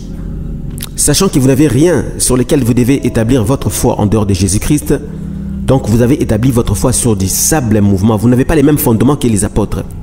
Vous n'avez pas le même fondement que les apôtres. Vous avez là un faux Christ qui est venu avec un enseignement qui n'a rien à voir avec l'enseignement de Christ. C'est ce qui fait de lui un faux prophète, parce que son enseignement n'est pas celui de Christ. Il a un nouvel évangile. Jésus disait de son vivant, alors qu'il était sur la terre il y a 2000 ans, il disait, cette bonne nouvelle du royaume sera prêchée partout à travers le monde jusqu'aux extrémités de la terre pour servir de témoignage. Après quoi viendra la fin. Cette bonne nouvelle, pas un autre, cette bonne nouvelle que je suis en train de vous prêcher. Lorsqu'il les disait, il était en face de ses disciples et de ses apôtres. Il dit, cette bonne nouvelle que je suis en train de vous prêcher maintenant, ce sera le même qui sera prêché sur toute la terre, partout, jusque vers les extrémités de la terre pour servir des témoignages. Cette même bonne nouvelle, c'est celui-là qui sera prêché partout, jusqu'aux extrémités de la terre. Après quoi viendra la fin. Pas un autre. Lorsque vous voyez quelqu'un venir avec un ensemble d'enseignements pour dire que non, maintenant il faut croire à ceci, sachez que vous avez là en face de vous quelqu'un qui amène un autre évangile. Et vous savez ce que dit l'apôtre Paul en ce qui concerne les autres évangiles. Même si un ange du ciel vient et vous apporte un autre évangile, que c'est lui que nous vous avons prêché, qu'il soit anathème, ça veut dire qu'il soit condamné pour l'éternité. Et remarquez que chacun de ces ministères a été envoyé, chacune de ces personnes que je citais, Branham, Russell, Joseph Smith, Abdrouchin et tous ces mondes-là ont été envoyés au ministère par des anges. Toutes ces personnes-là ont été envoyées au ministère par des anges. Si un ange du ciel vous amène un autre évangile que celui qui avait été donné aux apôtres par Jésus, sachez que cet ange-là est un ange déchu. Et que cette personne-là a été séduite. Et vous êtes sous la séduction de cet ange-là. Sachez également que Jésus est le Fils unique. Il a le ministère qui avait un caractère universel. En dehors du ministère de Jésus, il n'y a aucun autre ministère qui a un caractère universel. Le ministère de Moïse s'est arrêté uniquement, n'est-ce pas, en Israël. Lorsque Jésus est venu, lui, en ce qui lui concerne, la portée de son ministère est à caractère universel. C'est lui qui est la seule porte des brebis. La Bible même dit, Dieu a tant aimé le monde qu'il a donné son Fils unique afin que quiconque croit en lui ne périsse point, mais qu'il ait la vie éternelle. Alors, Jésus, lui, à son tour, lorsqu'il envoie des ministères, il fait des certains comme pasteurs, certains comme évangélistes, certains comme docteurs, certains comme apôtres, ainsi de suite. Alors, chacune de ces personnes qui sont envoyées au ministère, dans les cadres, n'est-ce pas, d'Éphésiens 4, sont des ministères que quelqu'un peut être envoyé dans un lieu donné, autour de lui viendront 5000 personnes, un autre, dans un autre coin donné, autour de lui viendra 6000, 2000, 1000, ça dépend, un autre. Donc il y aura plusieurs prophètes, il y aura plusieurs évangélistes, il y aura plusieurs pasteurs, plusieurs apôtres, plusieurs docteurs. Mais chacune de ces personnes-là n'a reçu qu'une portion du ministère de Christ pour pouvoir l'exercer à un endroit précis. Là où il a son sphère d'influence qui n'a rien à voir avec le sphère d'influence d'un deuxième apôtre, qui n'a rien à voir avec le sphère d'influence d'un troisième apôtre, d'un quatrième. L'évangéliste, il a son sphère d'influence qui n'a rien à voir avec les autres évangélistes. Il en est de même pour le pasteur et le docteur et tout le reste. Maintenant, lorsque vous voyez un ministère, sachant que Jésus est le seul à avoir reçu un ministère à caractère universel, car il est la porte des brebis, lorsque vous voyez s'élever quelqu'un qui vous dit que non, maintenant, c'est tout ce que vous faites, vous devez maintenant croire en moi. Il demande à ce que toute l'humanité croie maintenant en lui. Ça veut dire que c'est un usurpateur, quelqu'un qui veut, n'est-ce pas, briser le ministère de Christ, abroger le ministère de Christ pour établir son ministère à lui. Il veut briser celui de Christ pour établir son ministère à lui. Car Jésus est la seule personne à avoir eu un ministère à caractère universel. Toute personne qui vient après, qui demande à ce qu'on arrête tout, que c'est maintenant lui qui a un ensemble d'enseignements qu'il faut maintenant croire. Sachez que vous avez en face de vous, n'est-ce pas, quelqu'un qui agit sous un esprit antichrist. Parce que le ministère de Christ à caractère universel ne sera pas remplacé par un autre ministère qui veut s'établir encore de manière universelle, pour que toute l'humanité commence à le suivre lui. Alors qu'il n'y a qu'une seule personne qu'il faut suivre, et ce n'est que la personne de Jésus. Sachez donc que ces ministères-là qui amènent de nouveaux enseignements, qui fait que tout le monde puisse, n'est-ce pas, se soumettre à ces enseignements-là, sachez que vous avez en face de vous quelqu'un qui est animé par un esprit antichrist, n'est-ce pas, qui veut briser l'universalité de la personne de Jésus-Christ, qui veut s'arroger l'universalité de la personne de Jésus-Christ. Vous avez donc là un faux Christ, vous avez là un faux prophète. Sachez que cet évangile du royaume sera prêché, le même évangile qui avait été prêché il y a 2000 ans, sera prêché partout à travers le monde jusqu'aux extrémités de la terre pour servir de témoignage après quoi viendra la fin. Cet évangile d'il y a 2000 ans. Maintenant, vous, votre évangile a commencé quand? 1933? Mais que ferons-nous alors de l'évangile qui avait été donné par les créateurs du ciel et de la terre il y a 2000 ans? Donc vous avez amené un autre évangile qui n'est pas de Dieu, qui n'a rien à voir avec l'évangile qui a commencé il y a 2000 ans. Le vôtre a commencé il y a quelques temps. Vous voyez? Alors vous avez là un autre évangile qui ne vient pas de Dieu, qui vient du diable. Alors vous voulez qu'on abandonne l'évangile de celui par qui toute chose subsiste pour suivre votre évangile. Il n'y a que ceux qui ne connaissent pas la Bible qui peuvent suivre de tels évangiles qui viennent du diable. Par la suite, je vais parler de l'adoration et la réalité qui se tient derrière chaque adoration. Derrière chaque adoration, il y a une entité. Il n'y a jamais une adoration pour rien autour d'un homme. Une adoration autour de Branham. Il faut qu'il y ait une entité derrière qui se nourrisse de cette adoration. Je reviendrai dans une autre, dans une autre séance. Dans son expérience dans les Sabinon Canyon, les Branhamistes connaissent ça. Branham dit avoir reçu, n'est-ce pas, l'épée qui était descendue sur sa main et que cette épée symbolisait la parole de Dieu, n'est-ce pas? D'abord, la parole de Dieu ne se tient pas par la main. L'épée qui se tient par la main, c'est pour tuer, pour égorger et pour détruire. La parole de Dieu, c'est par la bouche. L'épée de la bouche, c'est pas l'épée qui se tient par la main. Lorsqu'il descend, Jésus lui-même, dans l'Apocalypse, il descend avec un cheval blanc. La Bible a dit que l'épée sortait de sa bouche. Ça ne se tient pas par la main. Donc, c'est une épée pour détruire. Et Branham dit avoir reçu la parole. Est-ce que Dieu peut donner à une autre personne la plénitude de sa parole en dehors de Jésus? Jésus était lui-même la plénitude de la parole de Dieu. Toute personne qui vient avec soi-disant une parole, sachez que qu'est-ce qu'il veut dire? Il doit avoir arraché cette parole de la personne de Jésus pour lui être possesseur de cette parole, pour être le dépositaire de cette parole, ce qui est un mensonge. Et là, Branham était en train indirectement de vous dire qu'il est établi comme Christ. Il vient avec une parole Moïse était venu avec une parole pour symboliser, préfigurer Jésus. Lorsque Jésus est venu, il est venu avec toute la parole. C'est pourquoi en venant, Jésus a abrogé les ministères de Moïse et la loi de Moïse et la première alliance. Et son alliance est éternelle parce que son évangile est éternel, accompagné par un esprit éternel. Nul ne peut venir abroger cette alliance. Tout ce qui va prétendre venir abroger cette alliance, sachez qu'il combat l'alliance de Christ, la nouvelle alliance. C'est donc un esprit antichrist. Chacune de ces religions où il y a eu quelqu'un qui s'est levé avec des enseignements nouveaux, voulant que les gens puissent, n'est-ce pas, asseoir leur foi sur ces enseignements-là, est en train de jouer le rôle de l'antichrist. Ces enseignements-là, qui sont à l'encontre de la parole de Dieu, sont donc une fausse prophétie. Voilà pourquoi ils sont des faux prophètes, ils sont donc des faux Christ. Branham et tous ces mondes-là sont des faux Christ. Je me suis un peu éloigné de ce que je voulais dire avant, mais c'était important de brosser, n'est-ce pas, tous ces aspects, parce que ça vous permet au moins de comprendre, au bout du compte, la ruse du diable derrière chacun de ces mouvements. Ne suivez pas la forme, ne suivez pas le fait qu'il faut suivre au travers des fruits. Le fruit renseigne mieux que n'importe quoi. Ces gens-là sont des maîtres spirituels. Lorsque vous allez dans la Maïkari, dans la Rose-Croix, dans les Cancars, lorsque vous atteignez un niveau, pas lorsque vous êtes novice, lorsque vous atteignez un niveau quand même élevé, vous avez la possibilité d'avoir accès aux maîtres spirituels. William Branham fait partie des maîtres spirituels dans la Maïkari. Il fait partie des maîtres spirituels. Demandez à toute personne, je ne sais pas s'ils pouvons vous dire facilement, tous ceux qui sont dans les Cancars, dans la Maïkari, dans la Rose-Croix, connaissent Branham. Branham fait partie des maîtres spirituels. C'est pour cette raison que son nom figure dans un livre mystique qu'on appelle le culte des cieux. Le nom de William Branham figure dans le livre mystique qu'on appelle le culte des cieux. Ce n'est pas pour rien que son nom figure là-bas. Je parlais de Charles Taze Russell, Abdrouchine, tous ces mondes-là. Les maîtres spirituels sont les gens qui ont atteint un niveau élevé dans l'occultisme, en telle enseigne qu'ils sont devenus des portails. Ça veut dire qu'ils ont été les premiers dans l'occultisme à avoir atteint un niveau où ils ont ouvert des portails interdimensionnels. Et en ayant ouvert le premier, ces portails interdimensionnels, ils ont été établis comme étant de référence par rapport à ces portails. Parce que ces portails vous donnent accès à certaines réalités spirituelles.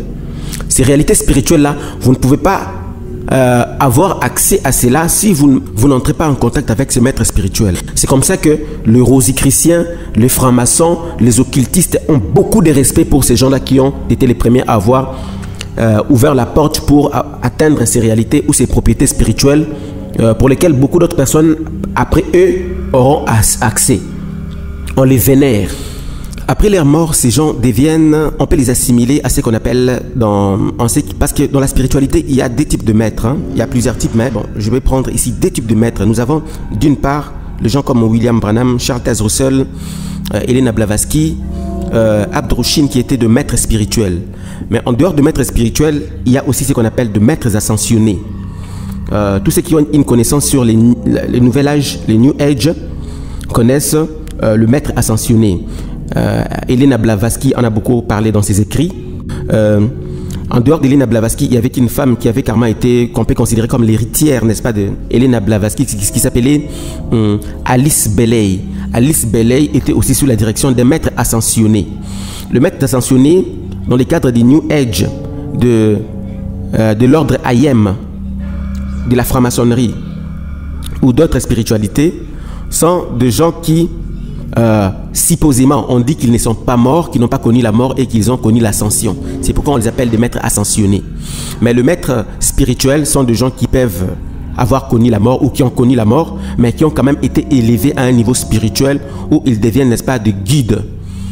C'est comme ça que pour le maître ascensionnés, ils deviennent ce qu'on appelle des maîtrias.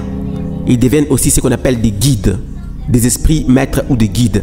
Mais en dehors des maîtres ascensionnés, nous avons le maître spirituel comme William Branham, le maître spirituel comme Charles Taze Russell, comme Abdrouchine, comme Guy-Émile Loufoisiti-Kwebo. Alors, et ce sont des maîtres spirituels. Ils jouent un peu un rôle qui s'avoisine un tout petit peu aux maîtres ascensionnés. Quoique les maîtres ascensionnés sont un peu plus élevés. Le maître spirituel, et il vous permettent, n'est-ce pas, d'avoir accès à la lumière cachée, à certaines réalités spirituelles pour lesquelles ils ont été établis comme des portes. Ils deviennent Christ pour un domaine donné dans la spiritualité, pour un certain nombre de réalités spirituelles données auxquelles vous ne pouvez avoir accès qu'en entrant en contact avec eux par une invocation. Ils n'ont pas servi Dieu sur la terre, ils ont servi le diable. Donc, je voulais quand même faire, n'est-ce pas, qu'on fasse une différence entre les maîtres ascensionnés et les maîtres spirituels.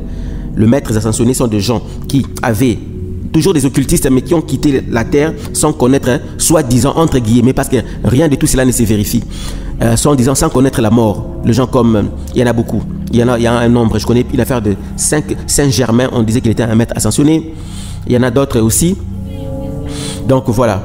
Mais il y a une différence entre les maîtres ascensionnés et les maîtres spirituels. Alors moi je parle ici de maîtres spirituels qui sont dans les livres, les cultes de ciel, dans la Maïkari, dans les différentes disciplines occultes.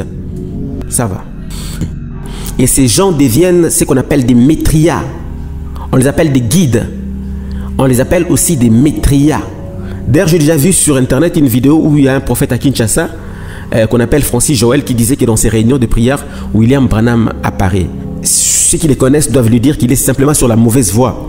Ça veut dire que William Branham fait partie des maîtres spirituels associés à son ministère.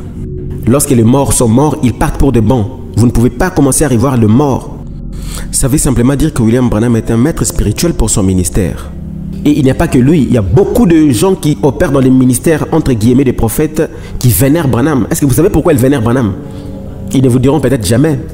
Entre certaines de ces personnes, il y a beaucoup aussi qui ignorent pourquoi ils sont obligés de vénérer Branham. Vous verrez que toutes ces personnes vénèrent Branham. Ceux qui connaissent les Écritures et ceux qui ont l'intelligence renouvelée par le Saint-Esprit savent que Branham était dans le faux, était complètement dans le faux. Mais il y a une catégorie de gens particulièrement qui ont des doctrines, également aussi des doctrines bizarres, qui vénèrent Branham. La plupart de ces personnes-là ne les vénèrent pas pour rien. Pour avoir accès à certaines réalités spirituelles, dans un domaine donné, on doit vous mettre en contact, ou vous devez entrer en contact avec un maître spirituel qui avait ouvert le portail pour ces réalités spirituelles. Cette personne-là restera à jamais la personne qui a ouvert la porte. Quel que soit le temps qui va passer, vous allez continuer, pour ceux qui viendront dans ces mêmes domaines, ils vont continuer à entrer en contact avec ces maîtres spirituels. Il est devenu un guide et il est devenu un maîtria. Je ne sais pas comment vous allez faire, mais allez auprès de gens qui sont dans la Maïkari, auprès de gens qui sont dans la Rose-Croix, auprès de gens qui sont dans les cancars, allez leur poser la question de savoir qui était Branham. Oui, d'ailleurs là-bas, on ne l'invoque pas par son nom. On l'invoque par son véritable nom plutôt, je voulais dire. Parce que le véritable nom de Branham était Marvin Branham. Marvin Branham, son véritable nom n'était pas Marion Branham. Marion, c'est un nom qu'il a créé par la suite du temps dans sa logique de vouloir donner à chacun de ses noms 7 lettres pour sa doctrine du Fils de l'homme. Mais son véritable nom qui lui avait été donné par ses parents et qui se trouve mentionné dans sa pièce d'identité officielle, c'est le nom Marvin. Son véritable nom était Marvin Branham. Dans les cancars, William Branham est invoqué comme un maître spirituel. Dans la Rose-Croix, il est invoqué comme étant un maître spirituel. Et dans la Maïkari, il est invoqué, et dans les cancars, il est invoqué comme étant un maître spirituel. C'est-à-dire quelqu'un qui avait, par rapport aux sciences occultes, qui avait atteint un niveau élevé. Raison pour laquelle son nom figure dans un livre mystique qu'on appelle le culte des cieux. Il n'y a pas que lui, il y a plusieurs noms de personnes que vous connaissez. Le Charles Taze Russell, le Abdrouchine, le Marie Becker, tous ces mondes-là que vous connaissez qui ont laissé des mouvements. Au niveau de la Rose-Croix, il y a Max Endel, il y a plusieurs personnes. Il y a le Père Antoine, du mouvement des Antoinistes, il y a plusieurs personnes. Je ne sais pas comment vous allez faire, mais allez auprès de quelqu'un qui a été dans l'occultisme, essentiellement dans la Maïkari, ou dans la Rose-Croix. Allez leur demander la question de savoir qui était William Branham. C'est pourquoi ces gens-là respectent William Branham et ils le considèrent d'ailleurs comme leur frère. Ils le considèrent comme leur frère. En ce qui concerne les maîtres ascensionnés, on dit qu'ils ont été élevés parce qu'ils ont atteint un niveau christique. Mais les maîtres spirituels ont également été élevés parce qu'ils ont atteint un niveau supérieur dans l'occultisme. C'est ce qui leur donne, n'est-ce pas, le droit de devenir des intermédiaires dans plusieurs disciplines occultes. Voilà. D'ailleurs, s'il y a une question qu'il il faut se poser aussi la question de savoir pourquoi au tout début du ministère de William Branham, son ministère de guérison, la plupart des personnes qui étaient venues converger autour de lui étaient des homosexuels. Pourquoi il fallait que la majorité des gens, en tout cas ceux qui étaient venus autour de lui, devaient être des homosexuels? Il faut se poser la question. Il y a des gens vers le début des années 50 comme Léo Mercier qui était un homosexuel. C'était connu à tout Jeffersonville, même au niveau de la congrégation. Mais Branham les protégeait. Il disait que non, ce sont des bons garçons, il faut les laisser. En dehors de Léo Mercier, il y avait Gene God. Léo Mercier et Gene God étaient des homosexuels, c'était connu. Et c'est les deux personnes qui allaient généralement dans des parties de chasse, dans la forêt avec William Branham s'isoler. Les deux qui enregistraient les sermons de Branham, de brochures. Léo Mercier et Gene God, des homosexuels. Et au tout début du ministère de William Branham, il y avait plusieurs homosexuels qui étaient venus en dehors de Léo Mercier et Gene God. Avant Léo Mercier, il y avait c'est lui qui avait financé les tournées de Branham en Finlande, dans la Scandinavie et même jusqu'en Inde, quelques années après. Ferry von Blomberg, on l'appelait Ferry von Blomberg, on l'appelait les barons, qui était un enfant adoptif. Il y avait une famille aux États-Unis, les von Blomberg, qui n'avait pas d'enfants, mais qui était originaire d'Allemagne. Voyant qu'il n'avait pas de progéniture et qu'il devait laisser un héritage à un enfant, même comme il n'en avait pas, ils sont partis retourner dans leur pays en Allemagne et là dans un orphelinat ils vont trouver un enfant qui portait également le même nom, von Blomberg. Ferry von Blomberg. Ils vont prendre cet enfant là, ils vont l'amener aux États-Unis et ils vont faire de cet enfant l'héritier de leur patrimoine, parce que je crois qu'ils avaient investi dans l'immobilier. Alors cet enfant là avait été éduqué et il a reçu une meilleure instruction et c'est lui qui a hérité le bien des véritables von Blomberg.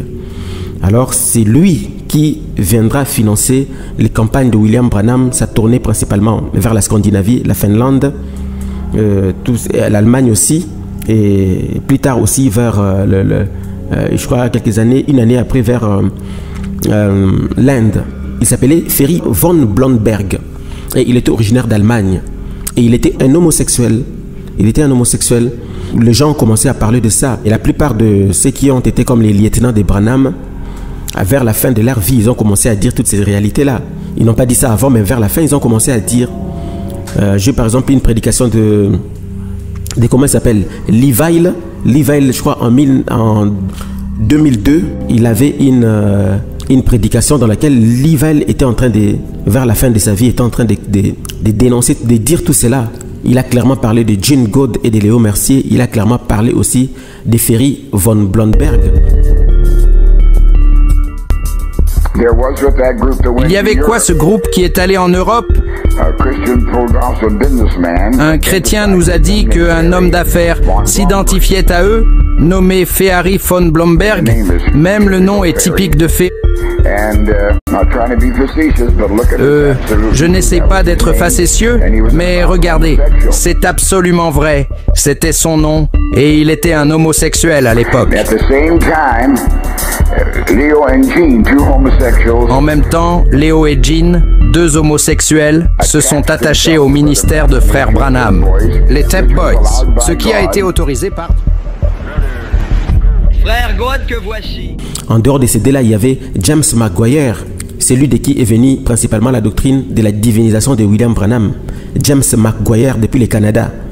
Avant que Sothmann commence à faire la promotion de la divinisation de Branham, c'est d'abord James McGuire. En dehors de James McGuire, il y avait Paul Cain. Paul Cain était également homosexuel. Toutes les preuves ont été, n'est-ce pas, divulguées en 2003 pour Paul Cain. En dehors de Paul Cain, il y avait...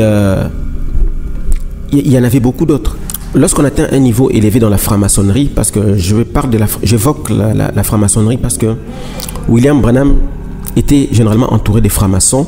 Son père spirituel qu'il a introduit au ministère était un franc-maçon, Roy E. Davis. Il y a, j'ai d'ailleurs un extrait des journaux de 1926 ou 22, je ne sais plus exactement, où il faisait la promotion de son église. À l'époque, vers les années 20, lorsqu'il a établi son église Jeffersonville, il en avait beaucoup des églises. Il avait plusieurs femmes et était un racketteur. C'était un escroc, carrément un criminel. Et dans une publicité, dans un journal au Scleola Time de Kansas, il faisait la promotion de son église. Et il disait clairement que 90% de membres de son église étaient des francs-maçons. Il a même cité les loges auxquelles appartenaient ces membres de son église. il disait clairement que 90% des membres de son église étaient des francs-maçons. Et dans les 90% des anciens étaient également des francs-maçons. Et à cette époque, les anciens de l'église étaient des gens comme Santi Davidson. Il y avait également Santi Davidson, il y avait aussi George D. Ark.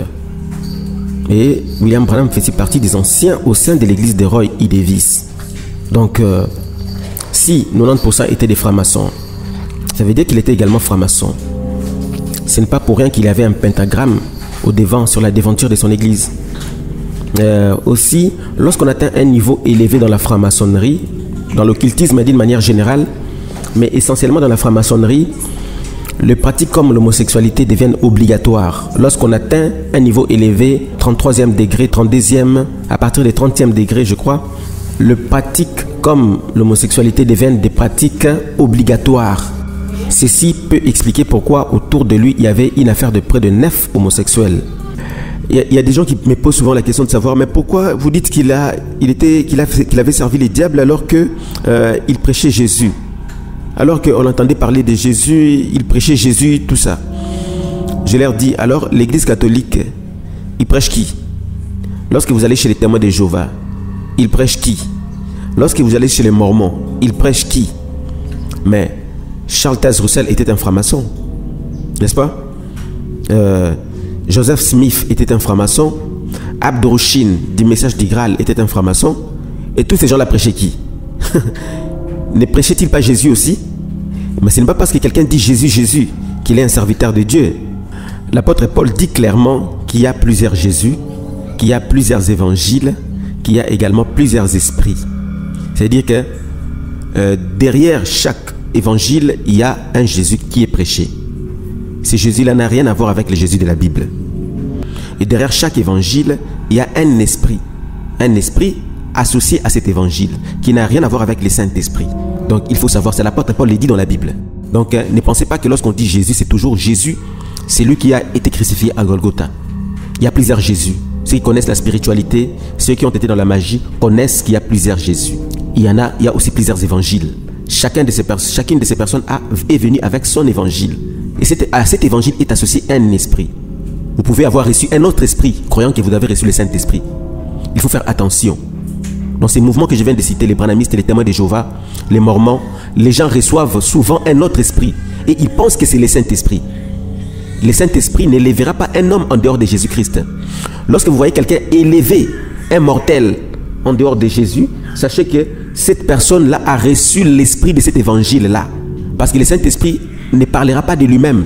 Si lui qui est éternel ne parle pas de lui-même, pense-t-il qu'il pourrait parler d'un autre homme qui est mort, un homme qui était dans la chair?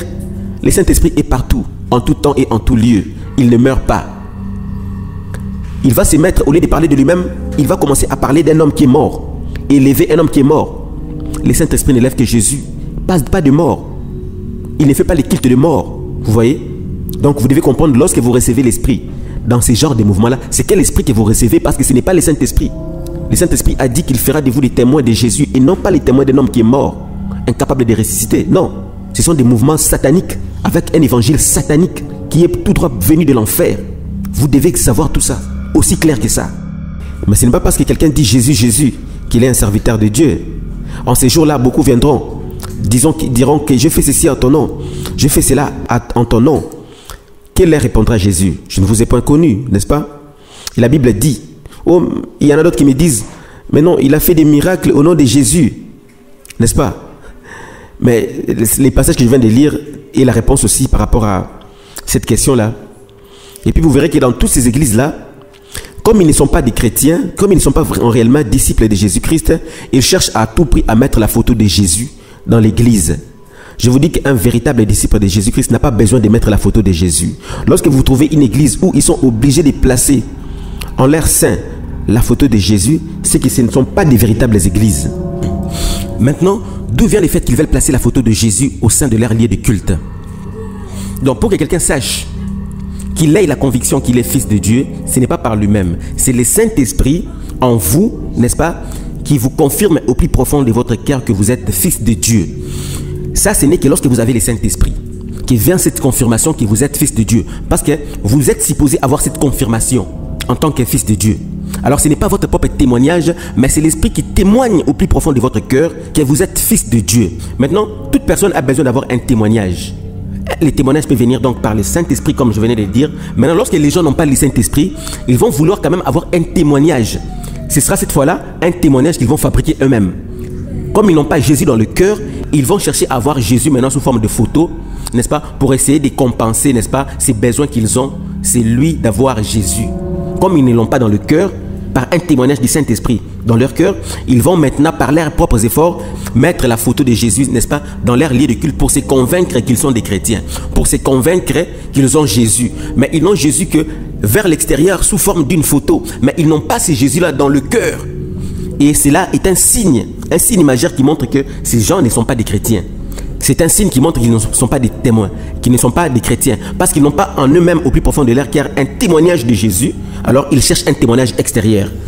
Voilà, aussi simple que ça. Ce ne sont pas des véritables églises. Les églises véritables des disciples de Jésus-Christ n'ont pas besoin de mettre la photo. Ils savent qu'ils ne sont pas chrétiens, qu'ils ne sont pas réellement disciples de Jésus-Christ. Pour se convaincre et même qu'ils sont disciples de Jésus-Christ, ils sont obligés de mettre des photos à l'intérieur de l'église, comme si Jésus avait une photo. Ils savent que sans la photo, ils savent qu'à travers la photo, ils peuvent attirer les gens. Il y en a des gens qui n'ont pas une capacité de pouvoir faire l'analyse approfondie, qui ne connaissent pas non plus les Écritures. Lorsqu'ils voient la photo, cela peut leur mettre en confiance pour croire que cette église est l'église des disciples de Jésus-Christ. Voilà pourquoi les Mormons, ils ont écrit sur la devanture de leur église, ils écrivent l'église de Jésus-Christ des saints du dernier jour. Pourquoi ils disent qu'ils sont l'église de Jésus-Christ? Ils n'ont qu'à servir Jésus s'ils sont réellement de Jésus. N'est-ce pas? Et tous sont des mouvements apocalyptiques, tu vois. Les Mormons, c'est l'église de Jésus-Christ des saints des derniers jours. Et leur enseignement, c'est pour le temps de la fin. Les témoins de Jéhovah, quand vous voyez leur publication, ils parlent essentiellement du temps de la fin. Le branhamiste, c'est le temps de la fin. Le message du Graal, tous ces mondes-là sont des mouvements du message du temps de la fin. Pour faire peur et pour, n'est-ce pas, faire adhérer un grand nombre dans leur secte. C'est ça l'objectif poursuivi. Ils viendront à vous en des vêtements d'agneau. Ils vont parler de Jésus, comme j'avais dit. Mais seulement, ils ne sont pas disciples de Jésus. Ils sont là, ce sont des loups gravisseurs. Ils sont là pour vous égarer. Vous voyez? Donc, aussi simple que ça.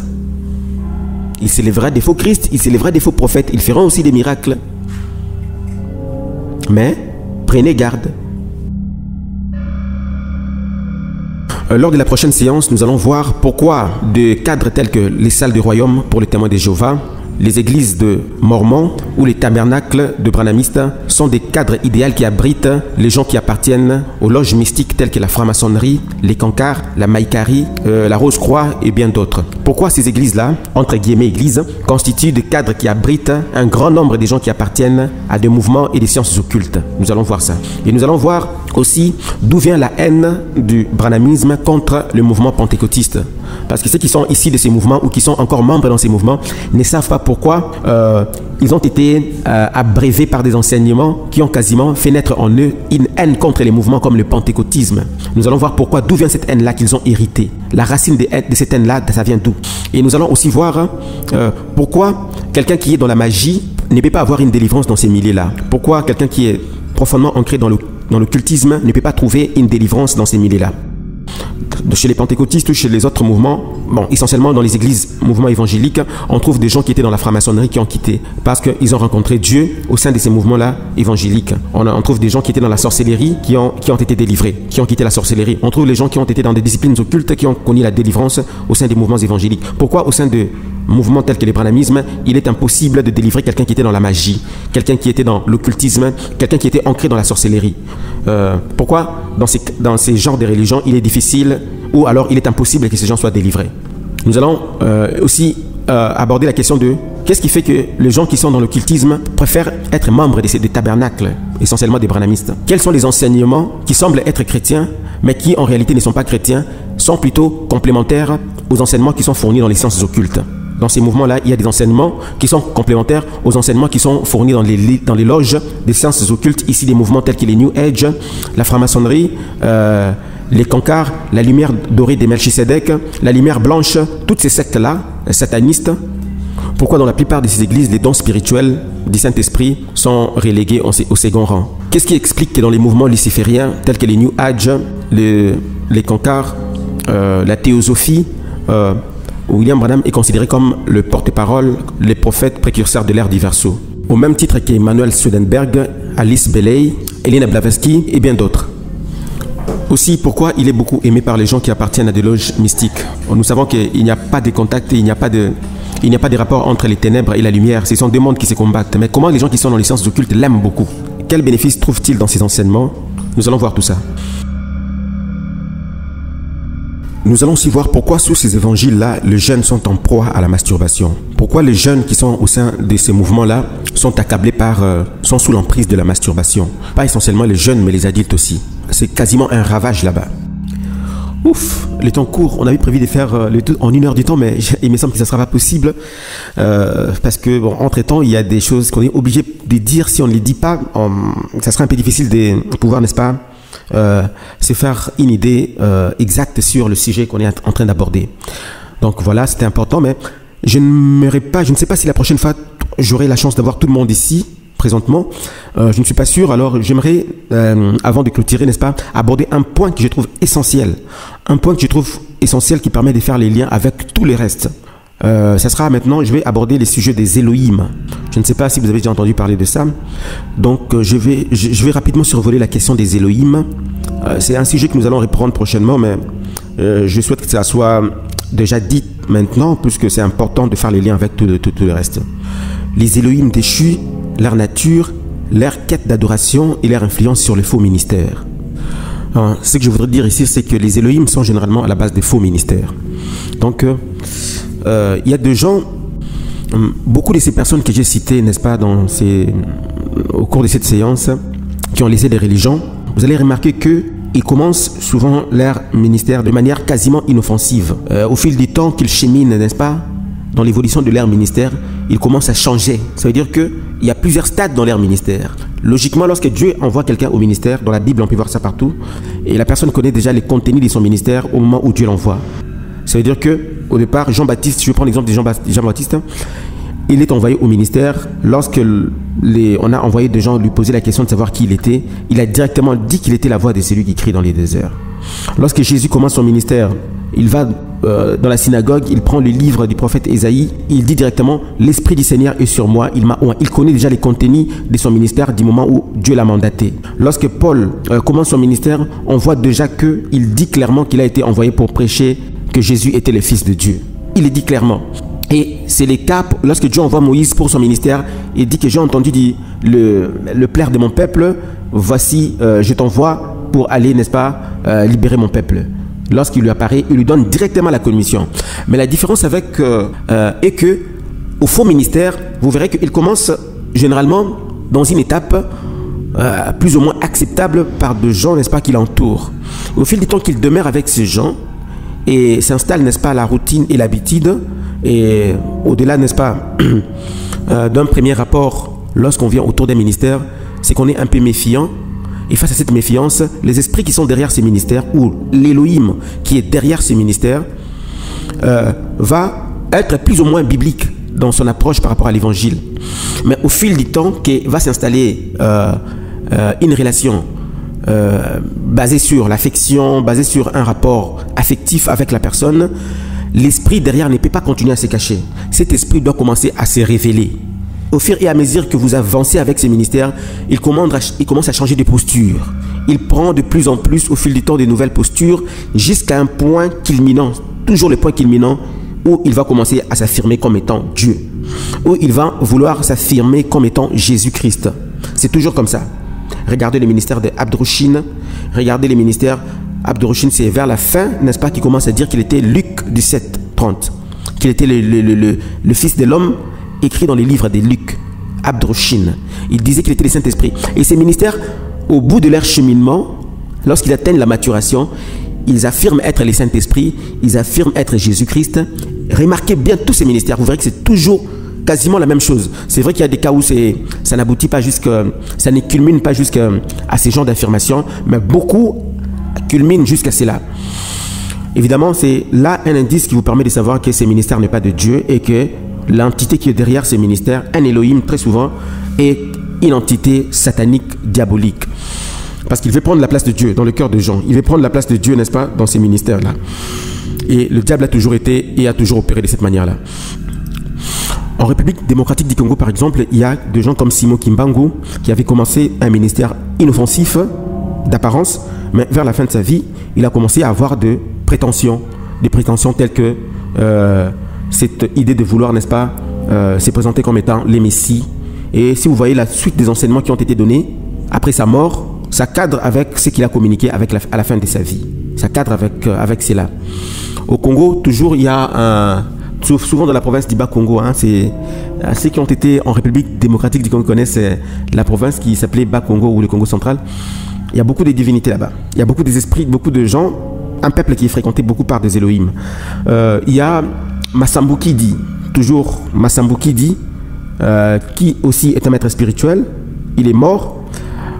Et voilà, lui aussi, à la fin de sa vie, et jusqu'aujourd'hui par les adeptes qui continuent, n'est-ce pas, d'évoluer au sein de son mouvement, il est considéré comme étant le Saint-Esprit. On peut voir la même chose avec, toujours en République démocratique du Congo, Ibalimbongue, pour ceux qui connaissent la culture congolaise, Ibalimbongue, lui aussi le cheminement de son ministère, c'est qu'il était devenu le Saint-Esprit. D'accord? Donc ils veulent prendre la place de Dieu, l'Esprit de Dieu, voilà. Lorsqu'on voit William Branham, c'est la même chose.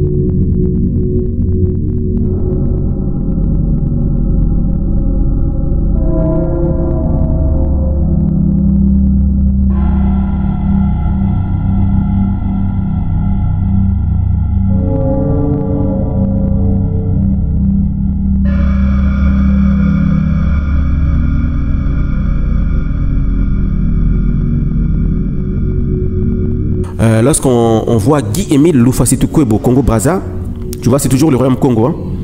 Voilà, il a pris la place du Saint-Esprit dans le cœur de ses adeptes. Jusqu'aujourd'hui, il est considéré par ses adeptes comme étant les Saint-Esprit. Abdrochin des Messages des Graal, il a d'ailleurs écrit un livre intitulé « Le plus grand miracle de tout le temps » où il se présente lui-même comme étant les fils de l'homme écrit dans le livre de Luc et aussi comme étant les Saint-Esprit. Voilà, donc voilà, ils veulent prendre toujours la place de Dieu. Et ça, c'est la caractéristique majeure du diable. On peut remonter dans la Bible en Éden, avant même l'Éden, lorsque le diable est chassé, n'est-ce pas, du royaume des cieux. C'est pourquoi? Parce qu'il a voulu prendre la place de Dieu. Il a voulu prendre la place de Dieu, c'est faire glorifier comme étant Dieu.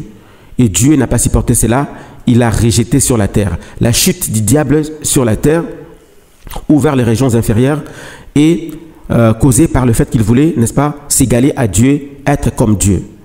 Et lorsqu'il est tombé sur la terre, sachant que la cause de sa chute était le fait de vouloir être comme Dieu, il poussa l'homme à commettre le même péché. Si tu manges de ce fruit, tu seras comme Dieu. Vous serez comme de Dieu. Vous voyez donc, c'est toujours ça. Et le fait de pousser l'homme à commettre ce même péché a causé la chute de l'homme. La chute du diable avait été causée par le fait de vouloir être comme Dieu. Il a chuté et est devenu Satan et il a fait chuter l'homme en lui faisant commettre, n'est-ce pas, le même péché. Voilà, donc il veut toujours prendre la place de Dieu, s'asseoir sur les trônes de Dieu. Et là, je crois que tout le monde a une idée, plus ou moins, de ce que je suis en train de dire là. Vaut mieux la fin d'une chose que son commencement. Lorsqu'on regarde le ministère de William Branham, on réalise que c'est vers la fin, souvent au début des années 60, qu'il commence à introduire des doctrines qui permettent de comprendre l'esprit qui était derrière l'homme. C'est vers la fin de sa vie, 1963, généralement, autour de 63, qu'il introduit des doctrines comme, par exemple, le plus grave comme étant, comme celui du Fils de l'homme. Donc, il s'est présenté à ses adeptes comme étant Jésus réincarné une fois de plus dans son corps, à lui, William Branham. Donc, c'était ça un indicateur qui montrait qu'il y avait un esprit antichrist en lui. Dans un audio, une cassette privée qui avait été envoyée à Levi. Et dans cette cassette-là, William Branham demande à Levi, n'est-ce pas, de rédiger un texte dans le cadre de l'écriture d'un livre où il devait les présenter comme étant les fils de l'homme, où il devait également les présenter comme étant le Saint-Esprit. Et William Branham va lui-même arroser cette doctrine qu'il avait distillée, présentée à Levi par rapport à sa propre personne, pour que, n'est-ce pas, Levi le propose aux gens. Et lui-même, Branham, dans la suite du temps, il a commencé à propager l'idée qu'il était le retour sur la terre du Fils de l'homme. Donc Jésus, une nouvelle fois, réincarné dans son corps. Donc c'est une grande dérive et c'est ça la caractéristique des esprits séducteurs. Et derrière, souvent, ces genres de ministères se tiennent des entités qu'on va appeler généralement des anges déchus, mais qui sont très souvent des Elohim ou des fils de Dieu.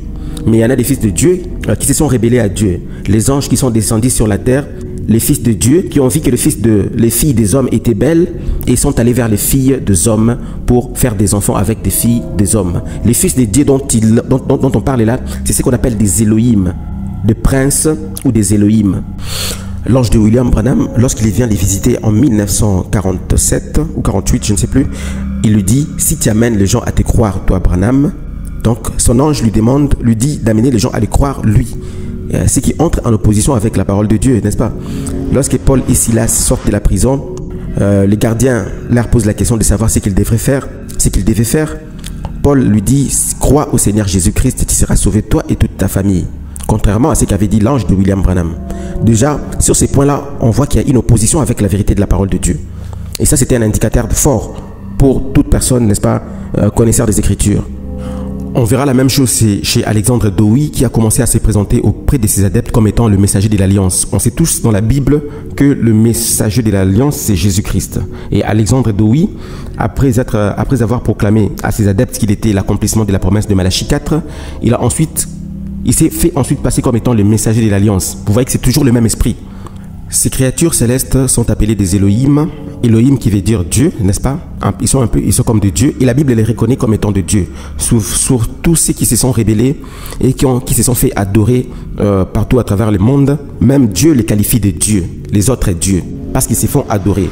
Lorsqu'ils étaient à côté de Dieu, ils dépendaient de la lumière de Dieu et subsistaient et se nourrissaient, n'est-ce pas, de la gloire de Dieu. Mais une fois qu'ils se sont déconnectés de Dieu, en tant que fils de Dieu, ayant en eux une constitution quasiment divine, pour se maintenir, ils ont besoin d'être adorés.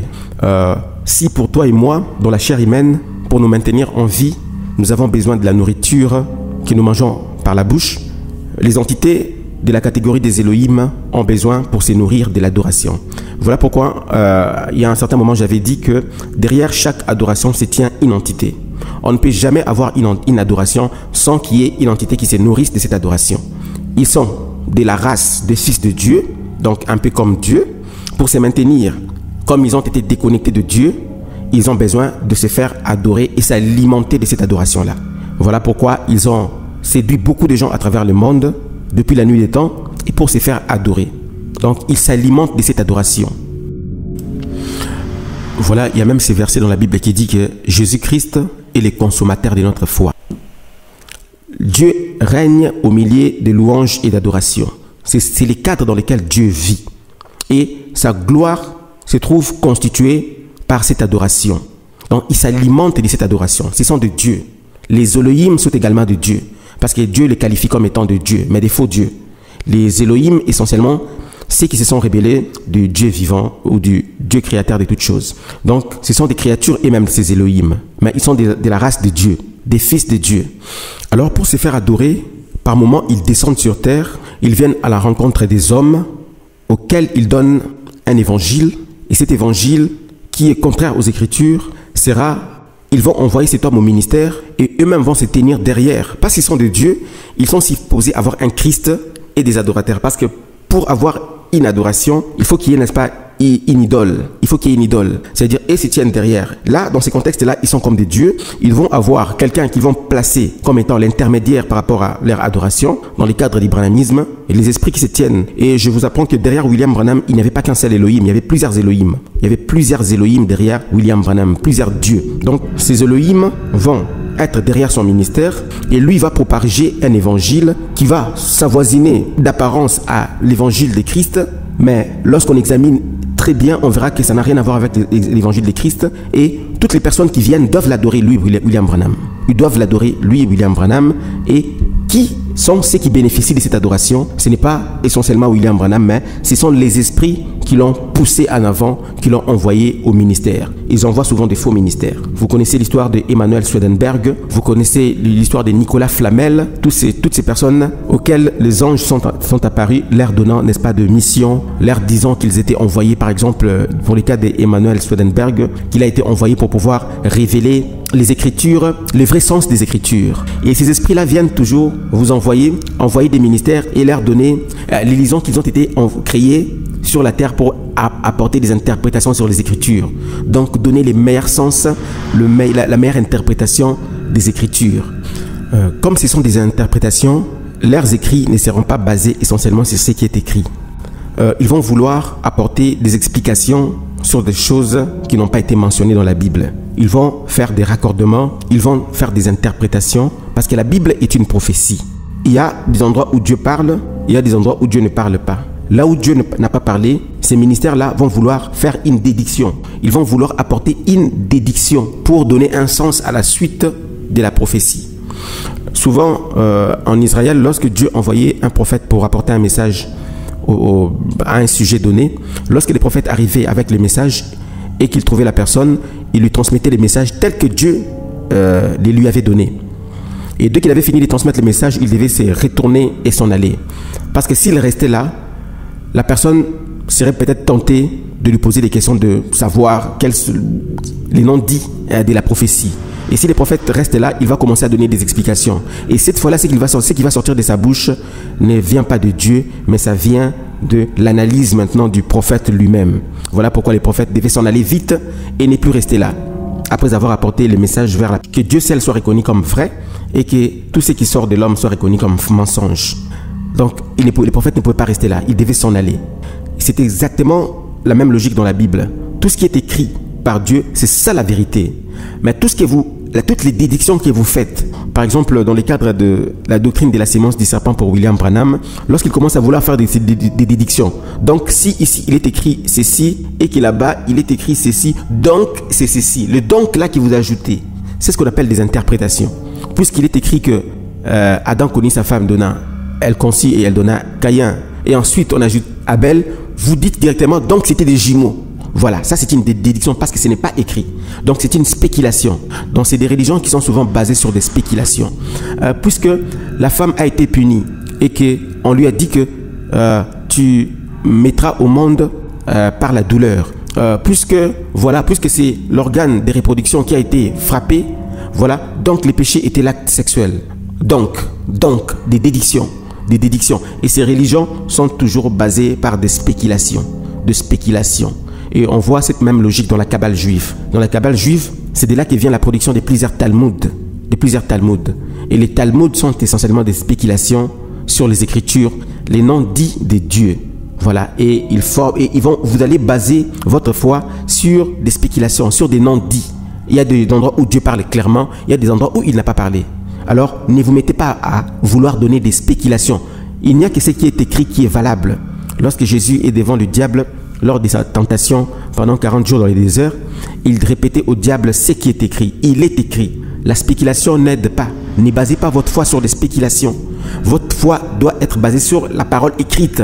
Celle qui est écrite ne changera pas, elle restera toujours là. Vos spéculations peuvent changer au fil du temps. Parce que ce ne sont pas la parole éternelle de Dieu. Ça va changer, mais ce qui est écrit est écrit. Il faut plutôt apaisantir sa foi sur ce qui est écrit et non sur les spéculations. Puisqu'on a dit là-bas c'est ci, puisqu'on a dit là-bas c'est là, donc c'est ça. Et puis vous placez votre foi sur le donc c'est ça, sur une dédiction. C'est cela l'erreur de tous ces ministères. En ce qui concerne les Elohim, dans la Bible, le terme Elohim désigne parfois Dieu au singulier, mais aussi des êtres spirituels puissants au pluriel, que l'on peut appeler des êtres célestes, anges supérieurs ou fils de Dieu.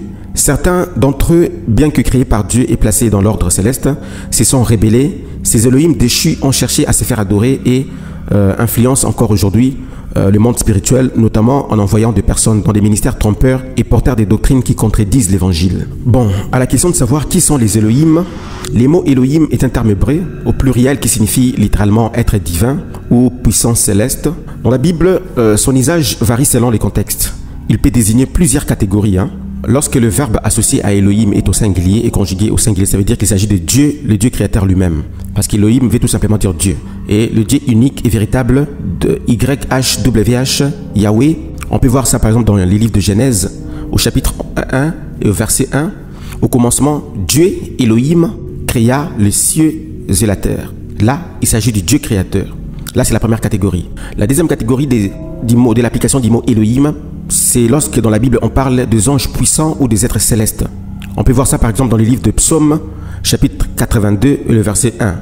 Dieu, Elohim, s'y tient dans l'assemblée de Dieu. Il juge au milieu des dieux est écrit au pluriel. Là, ce sont maintenant les Elohim. On parle de Dieu, Elohim, qui s'y tient dans l'assemblée de Dieu, son assemblée, et il juge au milieu de plusieurs dieux. Ces dieux-là dont il est question là, dont on parle là, sont les Elohim. D'accord? Et la plupart de ces anges qui se sont rebellés, ce sont des faits de la gloire de Dieu, ce sont des faits de l'autorité de Dieu. Alors, ils se sont ensuite fait adorer par ces mêmes peuples. Et vous allez chez un peuple donné, vous trouvez qu'ils adorent telle divinité. Lorsque vous allez chez un autre peuple à gauche, vous trouvez qu'ils adorent telle autre divinité. Et ce sont des anges, selon plusieurs analyses, ce sont des anges généralement qui ont été donnés à ces peuples comme étant des fils de Dieu qui devaient être gérer ces peuples pour des besoins que Dieu seul connaît. Alors, lorsqu'ils se sont détournés, ils se sont fait adorer par ces mêmes peuples-là. Et dans chaque population, dans chaque peuple, dans chaque culture, on trouve des divinités qu'on ne trouve peut-être pas à gauche et à droite, on trouve des divinités spécifiques à tel peuple. Voilà. Donc, voilà. Et la plupart de ces entités adorées étaient des Elohim. Ils sont encore des Elohim parce qu'ils sont des dieux. Ils sont encore des Elohim, mais seulement ce sont des Elohim qui se sont rebellés de l'autorité du Dieu créateur. Chacun des peuples avait sur lui un ange supérieur qui était le fils de Dieu, qui était un fils de Dieu, un Elohim, Béné Elohim. La troisième catégorie, c'est la catégorie des fils de Dieu, n'est-ce pas, des Elohim qui se sont rebellés, qui sont devenus des faux dieux adorés par les nations. Comme je venais de le dire là. Dans les livres d'Exode 12, verset 12, il est écrit « J'exercerai des jugements contre tous les dieux de l'Égypte. » Les dieux dont il est question là sont des Elohim. En hébreu, c'est mentionné les Elohim d'Égypte. Voilà, ça, donc voilà. Dans les livres de 1 Roi, chapitre 11, verset 33, il est écrit « Ils ont adoré Astarté, Kemosh et Milcom. » Les divinités que vous entendez là étaient également des Elohim. Ça, c'était la troisième application du mot Elohim. Ce sont les anges, disons le Fils de Dieu, qui se sont déconnectés, qui se sont rebellés de Dieu, au fait. Voilà. Dans un sens symbolique, les mots Elohim est également attribué au Fils de Dieu, d'une manière générale. Hein, d'une manière générale. Plutôt, dans un sens symbolique, les mots Elohim est également attribué au juge humain. On peut voir ça dans les livres de Jean 10, 34 à 35. N'est-il pas écrit dans votre loi, j'ai dit, vous êtes de Dieu? Ça, c'est dans un sens symbolique. Donc, il y a encore une autre catégorie. Le cinquième sens du mot Elohim, c'est les fils de Dieu. Un peu comme je l'avais déjà dit au départ, dans le livre de Job 1,6, il est écrit « Les fils de Dieu vinrent se présenter devant l'Éternel ». Les fils là dont il est question, ce ne sont pas les fils de Dieu, les chrétiens, ou les enfants de Dieu, les croyants, non. Ce sont les fils de Dieu, des créatures célestes. Voilà, les fils de Dieu vinrent se présenter devant l'Éternel et Satan vint aussi au milieu d'eux. Vous voyez, le Fils de Dieu vient dans le cadre d'un conclave, il vient se présenter devant l'Éternel dans le cadre d'une réunion et le diable vient aussi assister à cette réunion. Et Satan vint au milieu d'eux dans les livres de Job 1,6.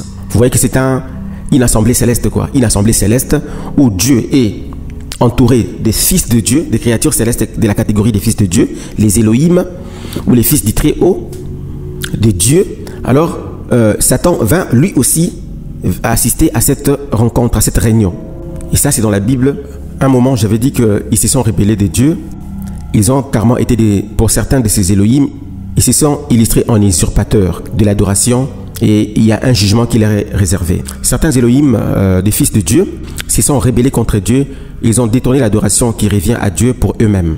Cela a entraîné leur condamnation par Dieu, leur expulsion de sphères célestes et leur jugement futur.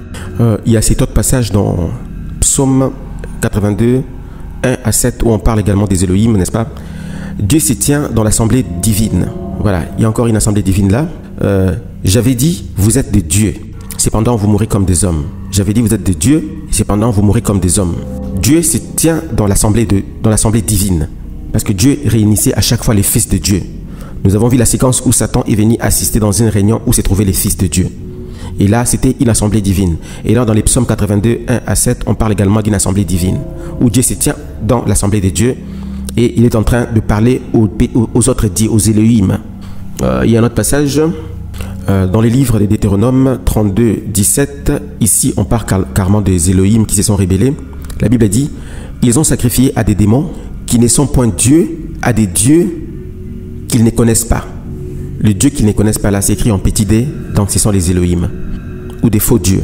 Ah, je tiens quand même à signifier que les Elohim étaient des anges puissants, et autour d'eux, il y avait d'autres anges. Ça veut dire qu'il y avait plusieurs anges mineurs qui dépendaient des Elohim.